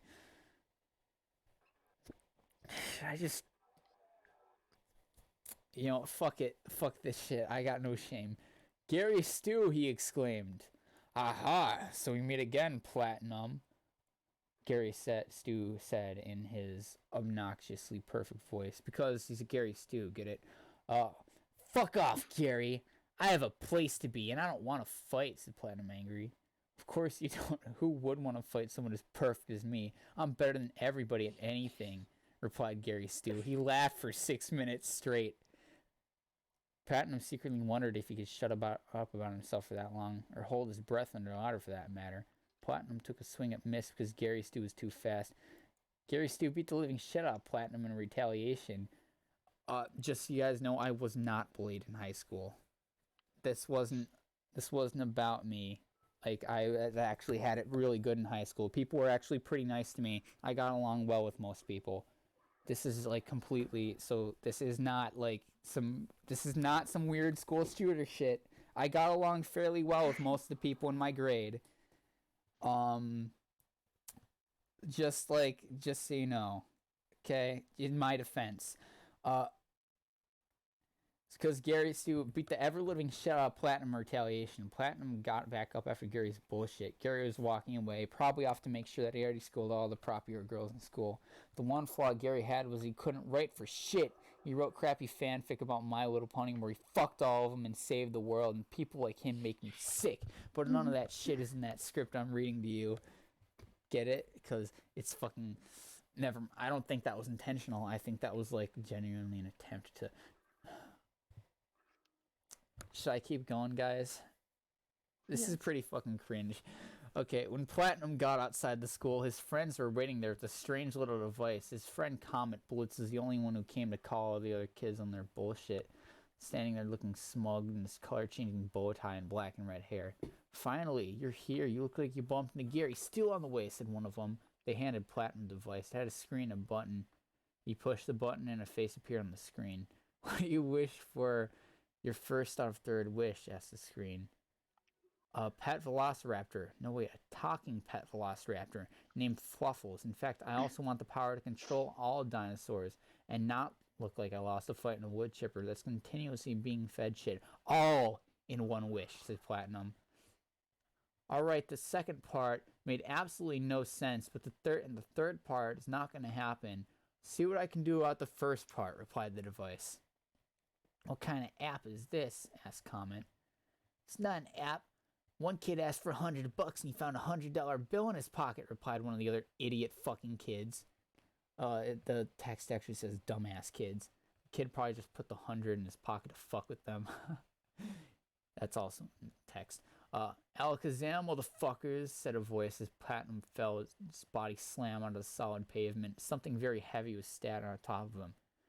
That's a swear word. I hate swear words, yelled Comet Blitz. Well, I'm sure swear words hate you too, cackled the voice. Excuse me, could you please get the motherfucking hell off me? I think you cracked one of the ribs. Language, yelled Comet Blitz. Oh, my apologies. Oh, it's Discord. It's Discord, nigga. My apologies, my name is Discord, said the voice. What was that? Asked Platinum, amazed the creature is live, as he got up and he got a good look at it. Nah, I'm just fucking with you. I'm Fluffles. Discord ain't in this story, replied the beast. Oh, they got me! They fooled me. They fooled me. They got the bait and switch on me even now. I don't remember much of this story. Okay. Holy shit, I actually have my own pet velociraptor, said Platinum. Oh, hold on. Holy shit, I actually have my own pet velociraptor, said Platinum as Comet sat down, moping with his arms folded. Actually, he's a Utah raptor. The velociraptor looks like a lizard turkey, but I knew what you meant, said the device. But no, seriously, look it up. Everything Jurassic Park told you about velociraptors was a fucking lie. It says that in the text. That wasn't me. Holy shit, it's time for bad writing. So basically, Platinum's second wish was that Gary Steele would die, and Comet interrupted his third wish to wish they could go to a world where they would be friends with everyone, and that's how they got teleported to Equestrica's fanfiction. That's literally how they write it. You know, that's literally how they write this.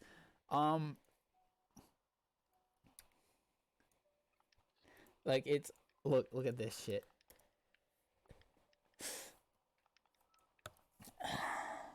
Platinum fell out of the portal 10 feet above the ground, hit the ground with a loud thump. Hold on, he hit the ground with a loud thump. He had a bad taste in his mouth, like liquid iron, except like it's not melting his face off. Because liquid iron has to be really hot, I get it. He spit and opened his eyes. There was one of his teeth on the ground in front of him, surrounded by a small pool of red. Shit, he thought.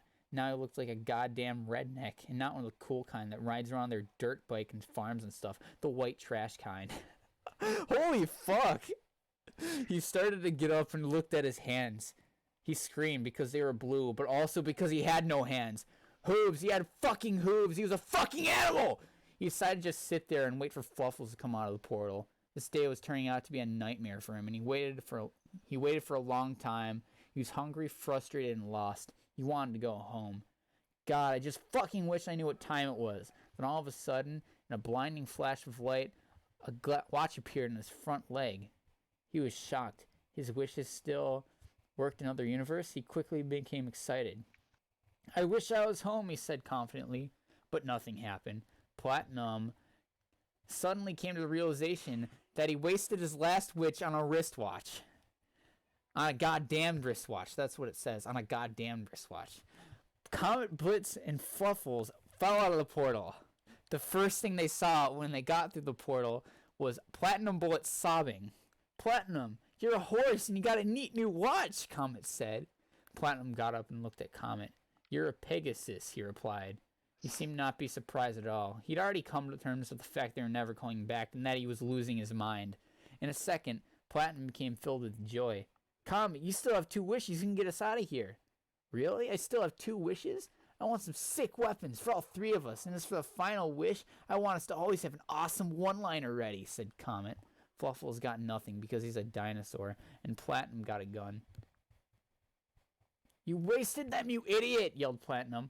I'll say, all I got was a baseball bat with a nail in it, replied Comet. What's wrong, Jazzy?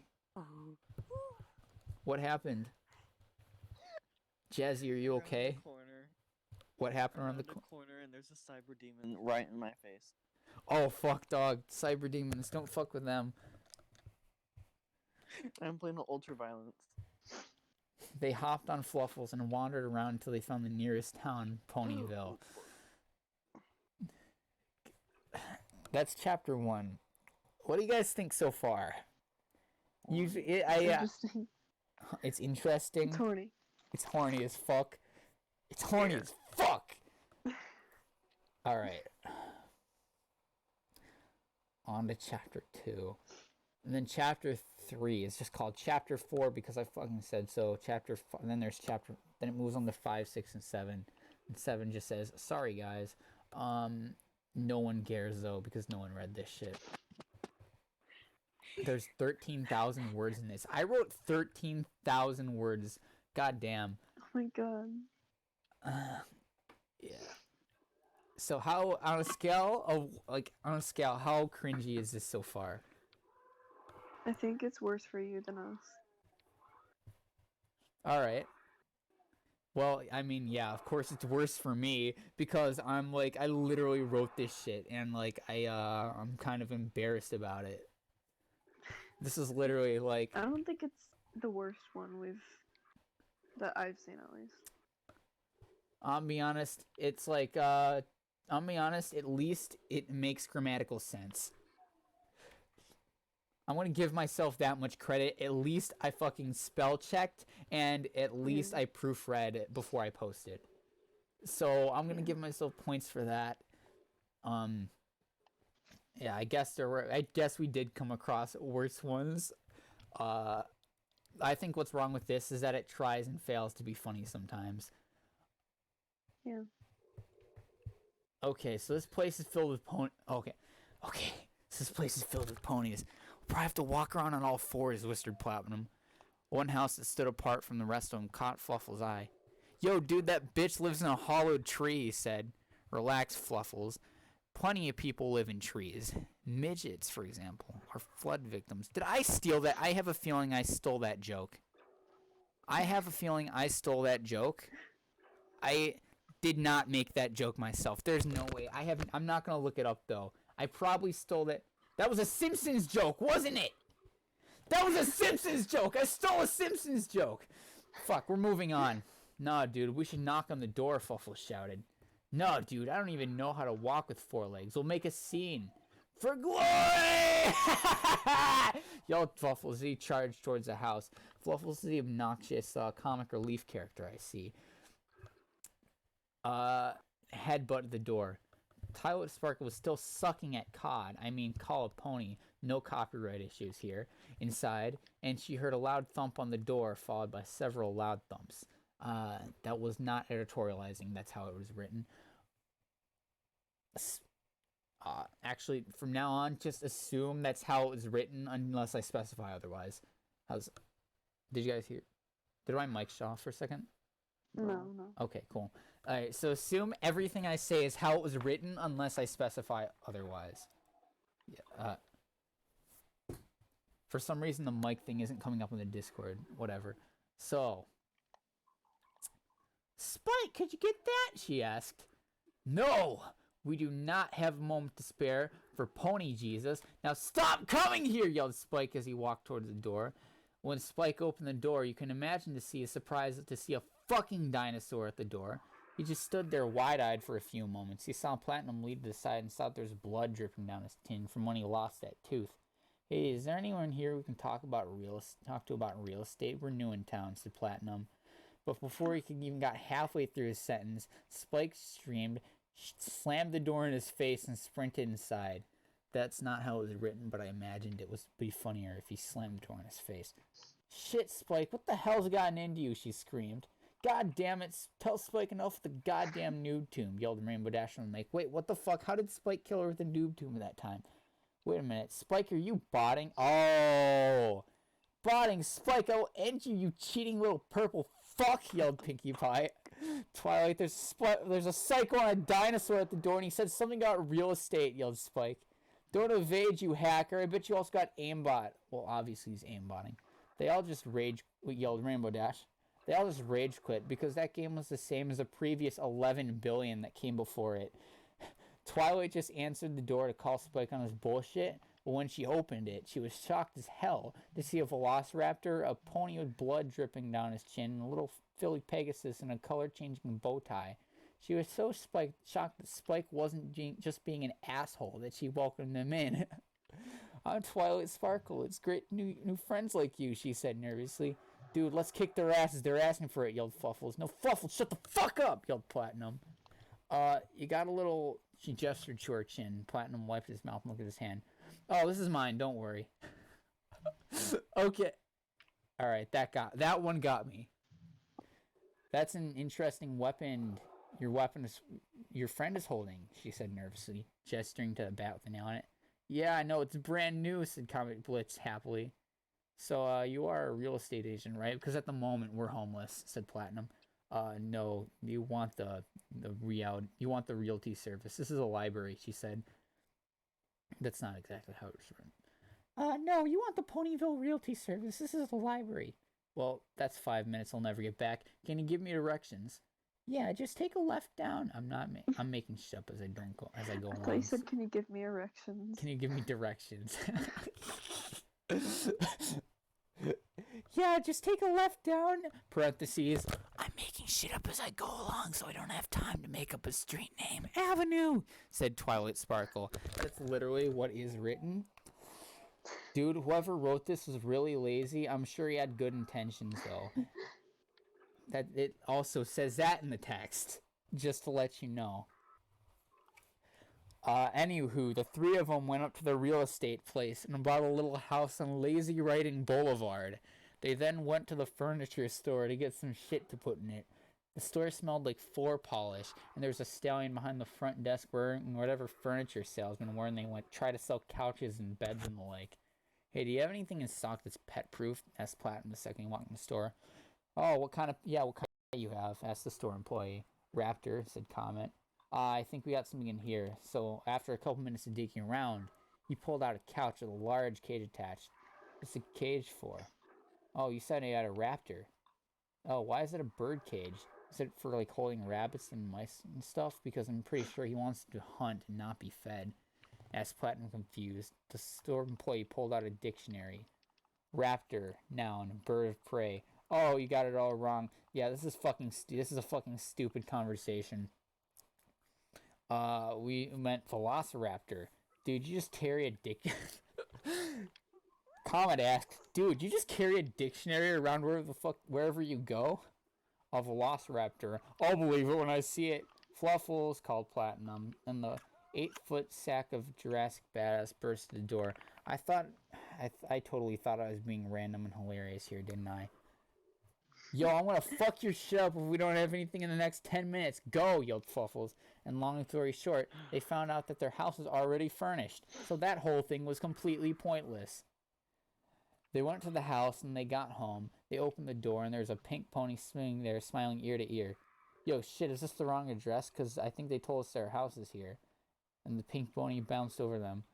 Nope, this is your home! I've been waiting here, climb through the open window, said the pink pony in an overly excited fashion. Where I come from, that's called breaking and entering, and I would have a right to shoot you on the spot, replied Platinum. My name's Pinkie Pie, she said excited. I never asked, replied Oh shit! He did the meme! He did the meme! What?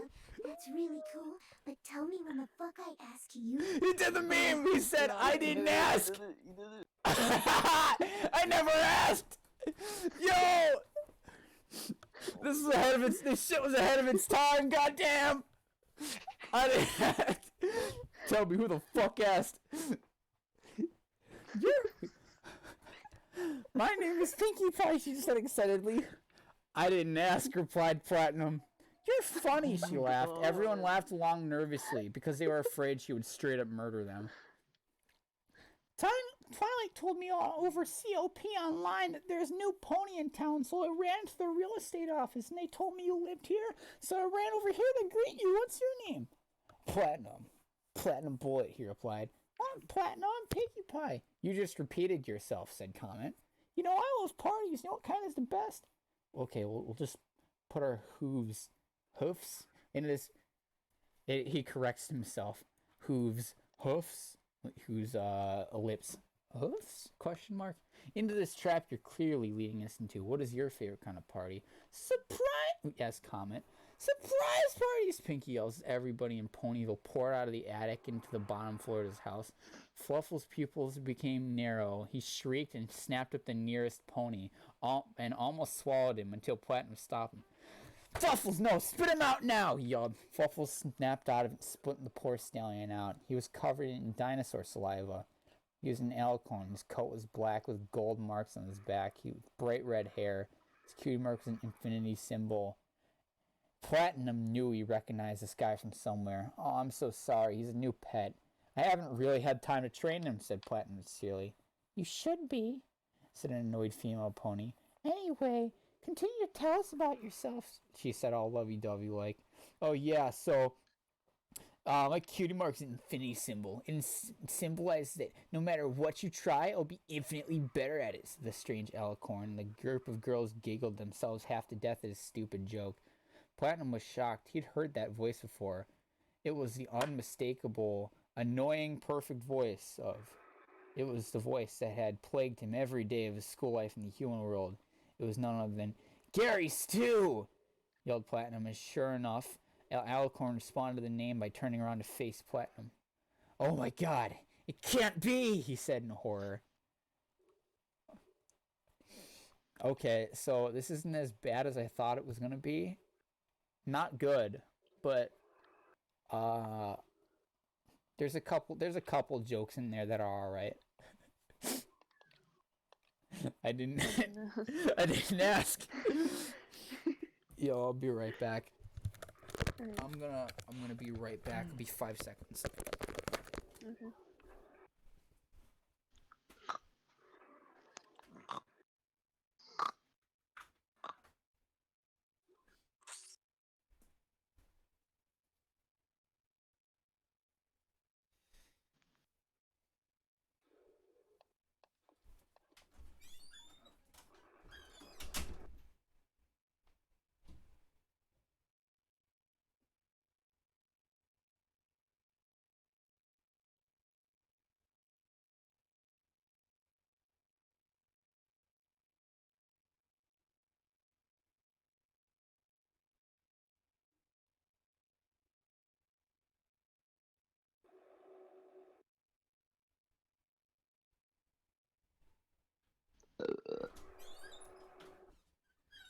Okay, I have returned.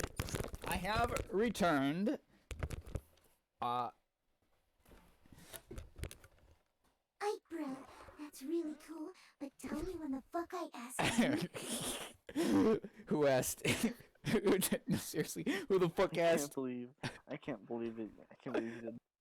Did it? I fucking did the meme. I fucking did it, dog. I'm pleasantly surprised by this so far. Not gonna lie. Oh my gosh. You two already know each other. This is great, said Pinkie Pie.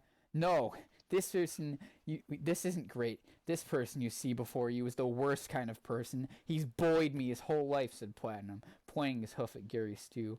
Oh, come on, that's ridiculous, said Pinkie Pie. Then Gary Stew repeated what Platinum said, and everyone gasped. You monster! You ought to be ashamed! How could you bully this amazing person? You're awful, are all things the ponies said, as they continued to surround him, spouting out every imaginable thing out of their mouths in an attempt to make him feel bad. Fluffles! Platinum yelled, and the Velociraptor chased all the ponies out of his house. Oh shit, dude, he just made pretty much everyone turn on you, said Fluffles. Yeah, I don't know how he did that. He just repeated what you said Comet. Pinkie Pie was still there. She shook her head really fast. Whoa, I don't know what happened. 1 second, I actually hated you, but now I feel really silly about the whole thing. I'm sorry, said Pinkie Pie. Dude, Pinkie Pie is like legit autistic in this fanfic. It's fine. We're going to the library. Can I stay here to guard the place? You mean to tell me you think me, the 15... Sorry, Velociraptor voice. You mean to tell me that you think me, the 1,500-pound predatory lizard with claws the size of your head won't be enough, said Fluffles indignantly.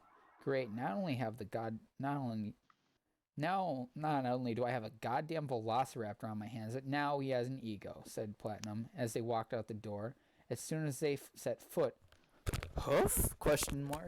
Out the door, he was rammed onto the ground by a flash of color and pinned onto the ground. So you like bullying people, huh? Well, I'll show you, yelled his assailant. No, please, Platinum yelled, and his attacker lifted him off the ground. Oh god, what are you doing? We're going flying. We're going flying!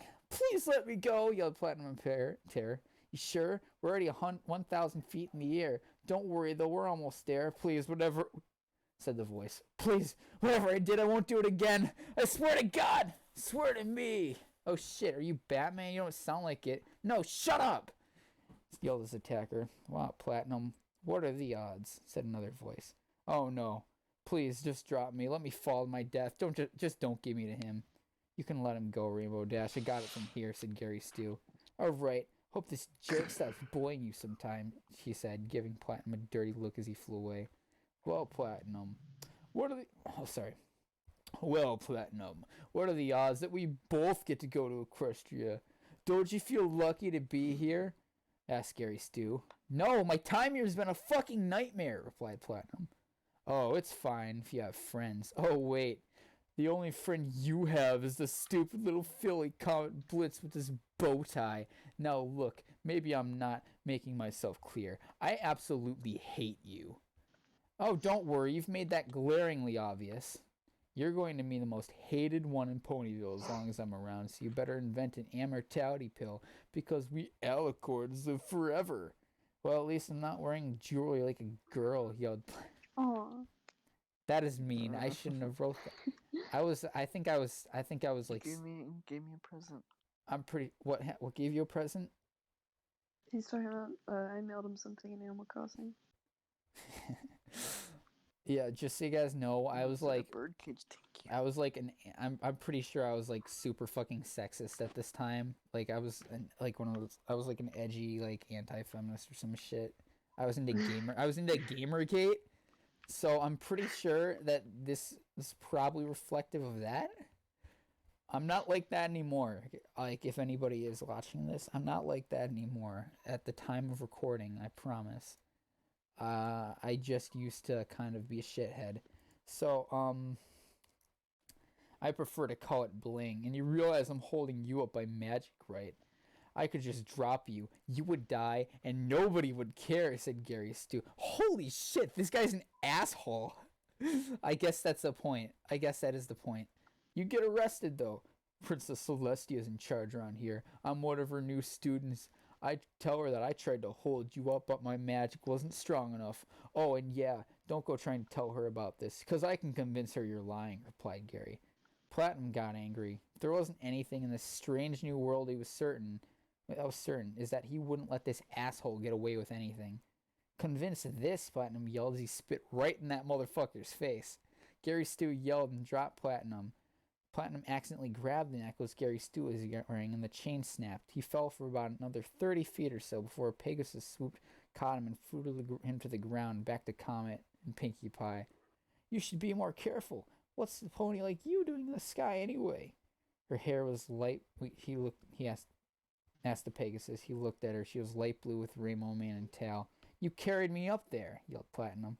Oh, yeah, sorry. I'm Rainbow Dash, she said. Comet took the necklace. Gary Stu had this, he asked. Rainbow Dash shifted her attention to Comet. Hey, little guy, what's your name? Comet blitz. Well, Comet, I like that cute little bow tie you got, said Rainbow Dash. Thanks, it changes colors as I walk, he said as he proudly walked in a little circle. Rainbow Dash seems mesmerized that it could change to purple and red, but Platinum was less impressed. Hey, we still have the issue that you almost had me executed by that alicorn dude. You mean the one flying towards you? Asked Rainbow Dash. Dismissively. Platinum turned around, and sure enough, everyone's an asshole in this story, goddamn. Gary Stu was 10 feet away. Before he had time to react, Gary had him on the ground with his arm pinned behind his back. Where is it? He screamed. Where's what? Asked Platinum. Gary saw Comet walking in a circle like he was lost or something and got up.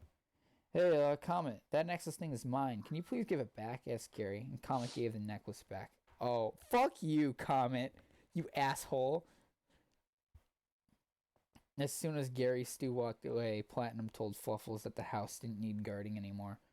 Dude, I saw that out the window. That light blue rainbow bitch just switched your attitude towards you, just like that. How'd you do that? Asked Fluffles. I don't know, but I have at least a percentage of a theory. Well, let's hear it, said Fluffles as they walked out the door. Well, we're in this place full of ponies, right? Pegasus's unicorn. He struggles with the pronunciation of Pegasuses, unicorns, alicorns, which are a combination of the latter two. Plus, to get here, Comet wished we could go to a world we could be friends with everybody. As far as I know, the only thing he knows about the only universe where all those things apply is My Little Pony. As such, this universe probably has magic. Hey, you want to ride? Seems like this will take a while. Asked Fluffles, interrupting Platinum. Hold on, I'm going to drink water. I keep tripping myself up. Just take a second. You're tripping. Yeah, bro, I'm tripping. He's tripping balls. I'm tripping balls, nigga. Oh, shit. Oh, shit, that didn't happen. Shut up. No, fuck. Fuck, I'm going to get banned. I'm going to get banned. No. Okay. What do I do? What the fuck do I do? God. What the fuck do I do? No! Oh, God, no! Oh, no. What have I done? Whatever. Forget about it. I'll just stream to YouTube. I'll just stream to YouTube or something. I don't know. Fuck it. That didn't happen. God. Just so everyone in the chat knows, that's not okay to say. It's not an okay thing to say. It's not an okay thing to do. What I just did, I am going to need to correct my behavior because that was not cool. God damn. Alright, so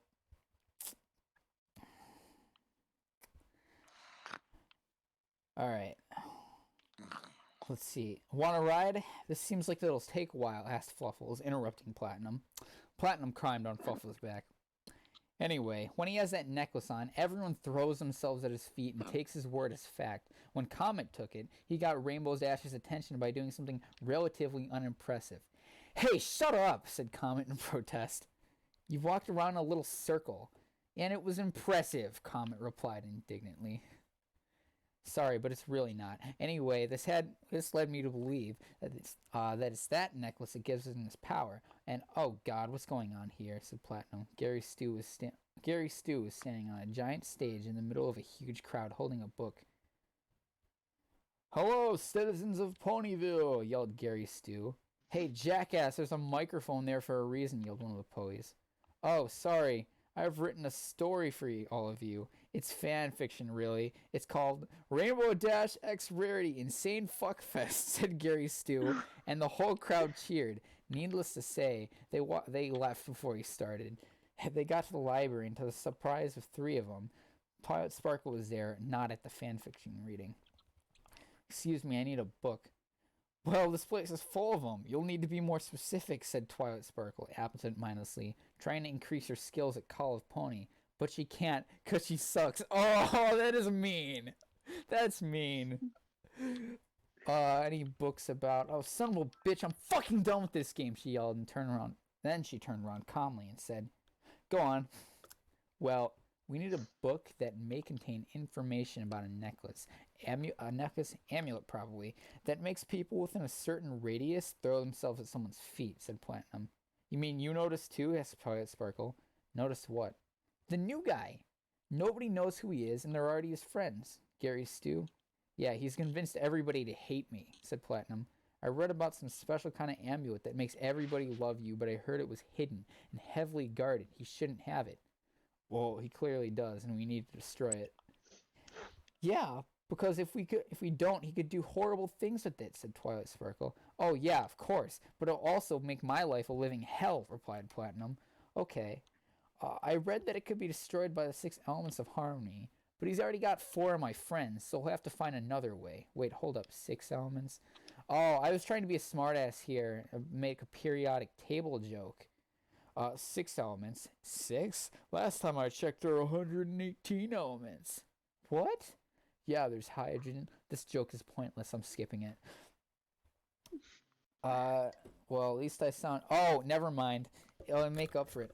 Well, at least I sounded smart for a second. Thank God I had to memorize the periodic table in school. Sure glad that I can feel good knowing everything they teach me can be applied in real life. I didn't have to memorize that. Well, we went to different schools. Guys, I hate to interrupt the argument, but we have a small problem with Fluffles, said Comet. They looked and the doors gaped with 3-toed tracks leading away. Earlier, Fluffles saw a rabbit and thought the best thing to do was chase it because he was a dinosaur and, by extension, stupid. Meanwhile, Fluttershy is doing Fluttershy stuff like hang out with animals and shit like that. Pausing to say, like one of Jeff Goldblum without a script. Seriously, watch Jurassic Park and Independence Day.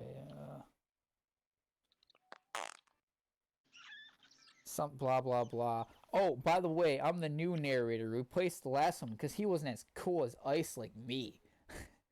Okay. Anyway, Angel comes down, hopping down the forest, picking up little mice and bopping. Oh, I thought, bopping them on the head, and just gets to Fluttershy, and she's all like, "Oh, hey, Angel, you look scared. What's wrong?"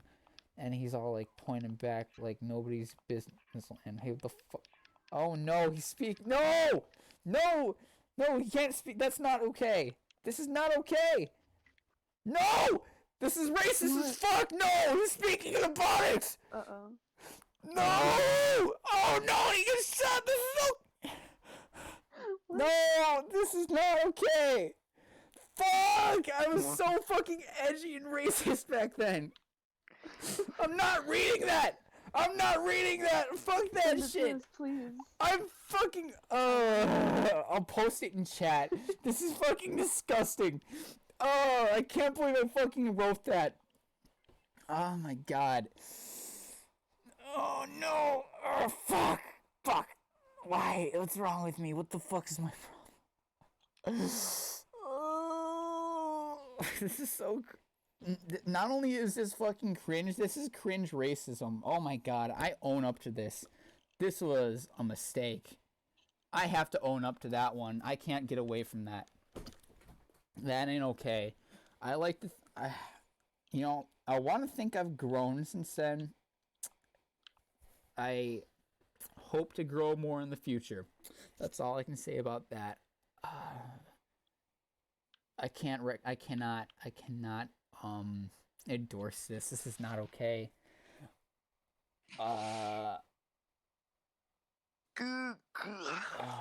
Okay. That was not okay.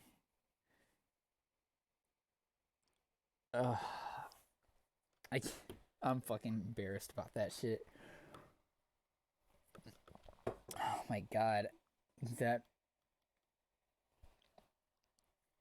I don't think I need to tell anybody why that's fucked up and why I'm just gonna skip the rest of this chapter. Keep switching narrators. That's joke. Furthermore, it's not even a funny joke because like switching narrators isn't funny, I guess. Oh wait, hold on. I'm just gonna skip through more. Okay.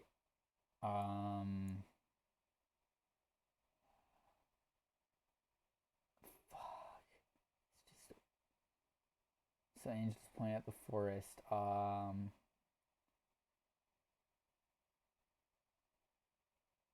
Oh no, wait. No, the one guy, oh, I'm following the storyline. The Ebonics narrator shot the other narrator and then took his job. Oh my god, I think that's even more racist. Oh no. I'm just gonna skip the rest of this.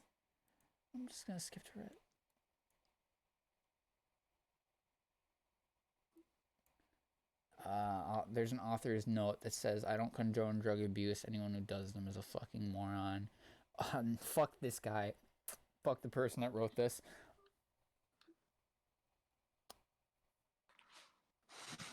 Fuck him. I think the main character got high off weed, but I didn't know what weed did, so I wrote it wrong. And I said, I don't condone drug abuse. Anyone does them is a moron. But I was wrong because weed is cool.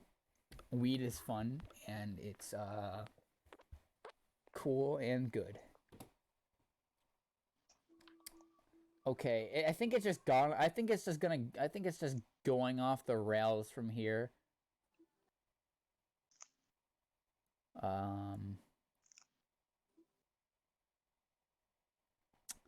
Yeah, I'm just gonna...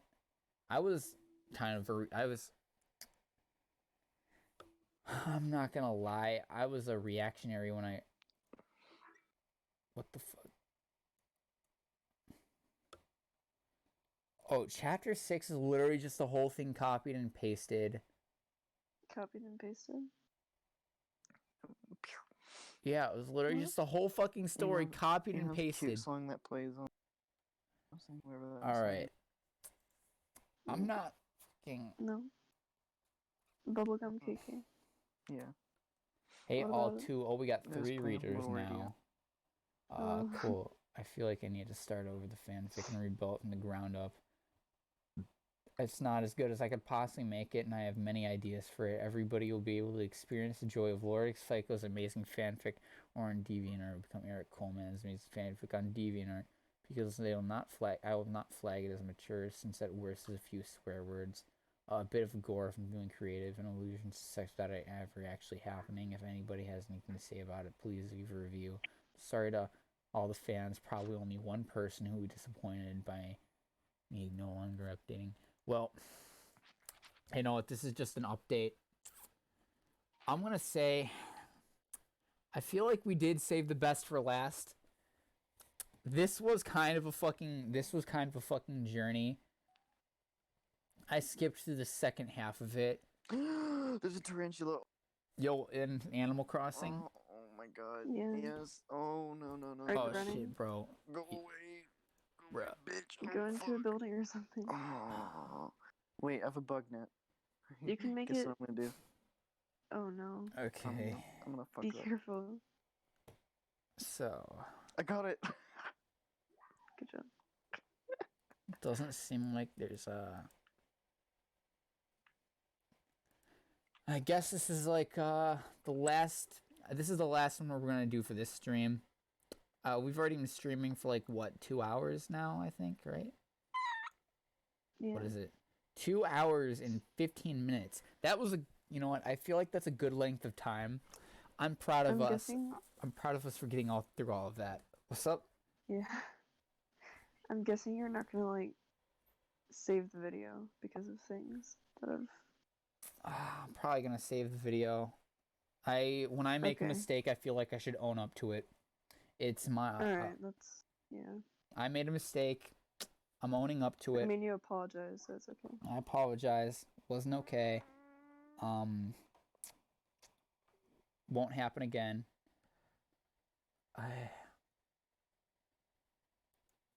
But luckily, nobody watches this shit. So, hopefully, by the time this goes out, I'm not going to have. Nobody's gonna give a shit about it anyway. And if anybody like does give a shit about it, I'll just own up to it because hey, whatever, I made a fucking mistake. But I want to end this. Let's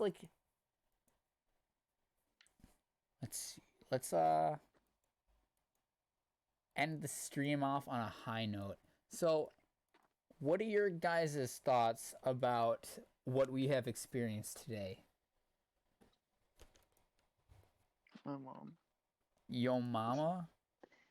Damn, bro. A lot of it was funny. A lot of it was funny. Some of them were surprisingly like good and interesting. Yeah. Like I wasn't expecting that from the Zootopia thing. That was Yeah, scary. I was expecting the Zootopia one to be a lot cringier, but like Yeah. it was actually kind It of wasn't that bad. interesting. Yeah.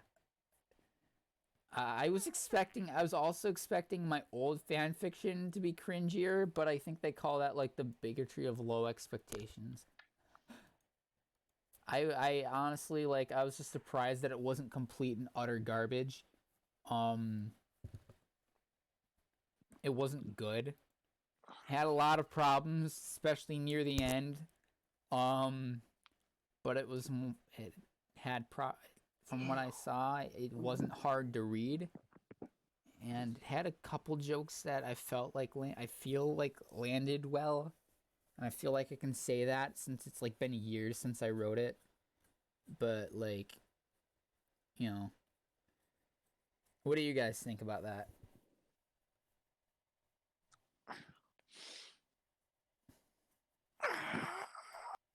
Yeah. Yeah. All right. Those are good thoughts. All right. I'm gonna end this stream now. I might stream Sven Co-op with Jazzy or something, but like I'm probably not gonna stream it. I'm just gonna play it.